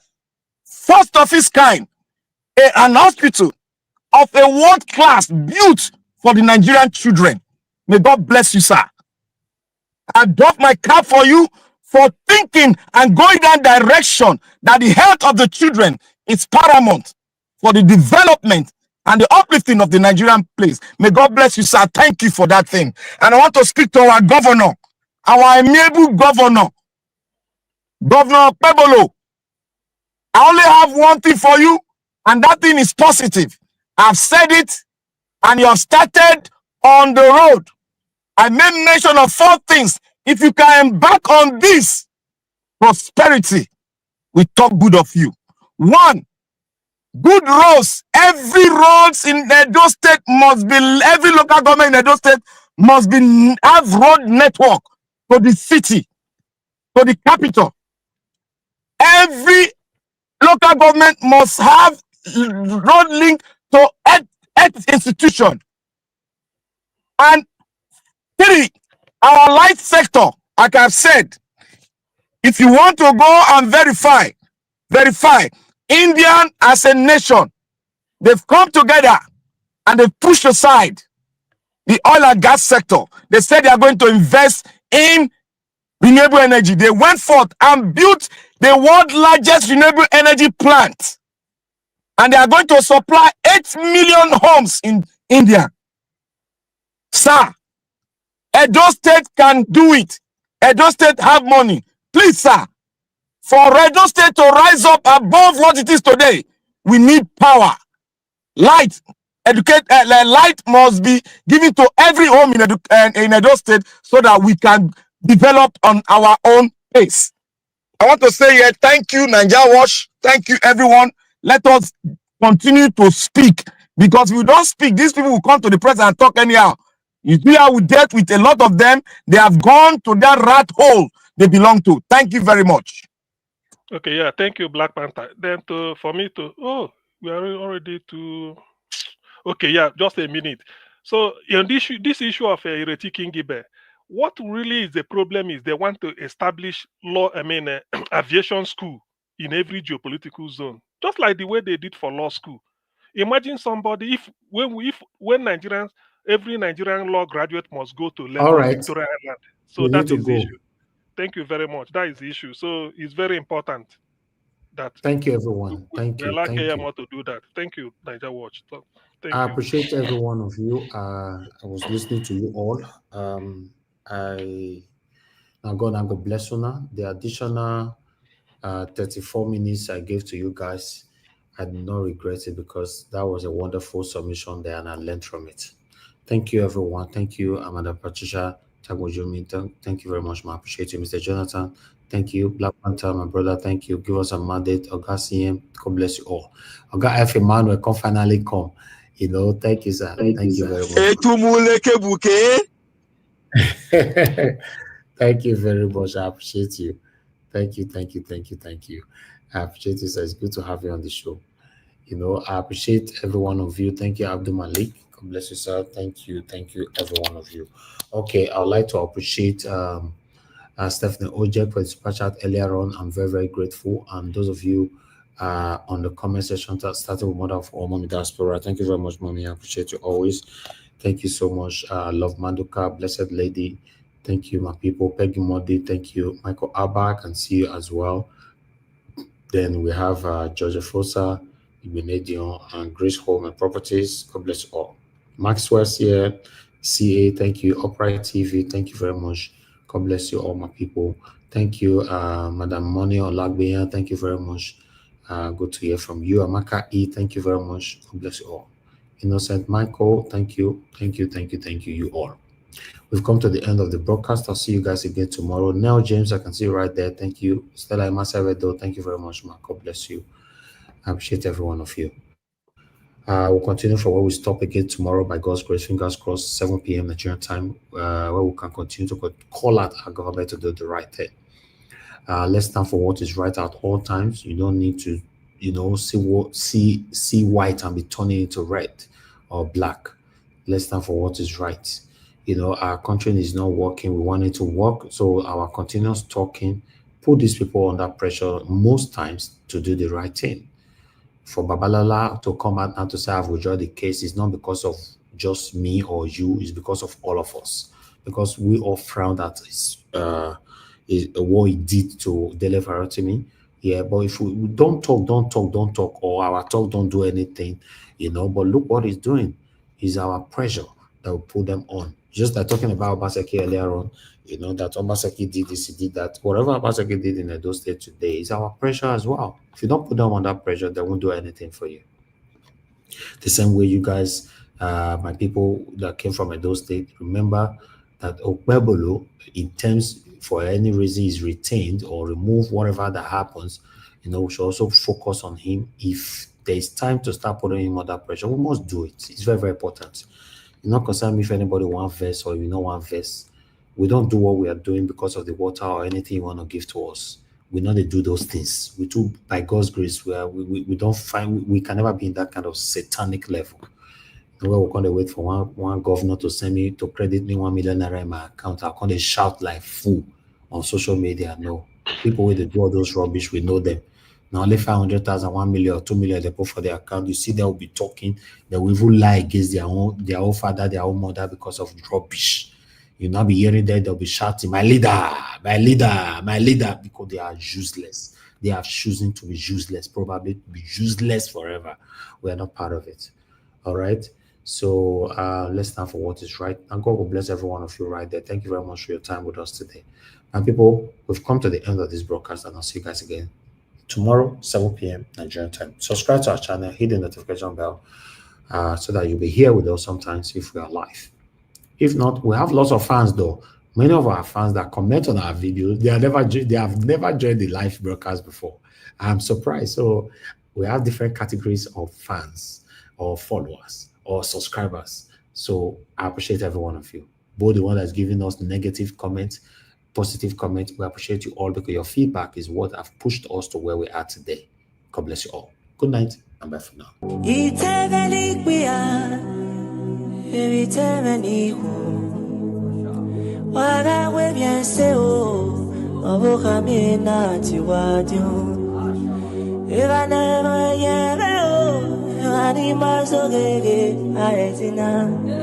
Evani maru tefi kwa adagawu amwe firiwa ena keke no gatso bago osane genera ena keke nagari usina dano yebe e ajena osagu meto bago iwe fu ebietete iya kwero ya uge yeke na myo hata my money day imieva kome oseni na kupebe sheba ko amiebi na ma emiete gegi kupebe krisati no ben o piano meio negi go no va ono negi igu sebu omujuwa Akonana do vefe, iba con aveste feaji. Uno atia ya de na bon, akonana ito egbe. Ite veni pia, ite veni ku. Waga we bien se o, no boka me na tiwajo. Oh, osaku me ware, ni mio matien. No mamio maje agite ojo oh osagu ware ni mio maje no mamio maje oh agite ojo oh itana ni pia ke vitana ni ko wa ya lare o waki madosi ona owe kyo anela mweo weno yo hana iluwa managi we biojo agi sede yu ke katona eo ebina uyo hao eo haya ba obanagi uda abagba ebe agi sebe ibiedu be ama fanoko agi ebi noruwe amana gilawa agi zede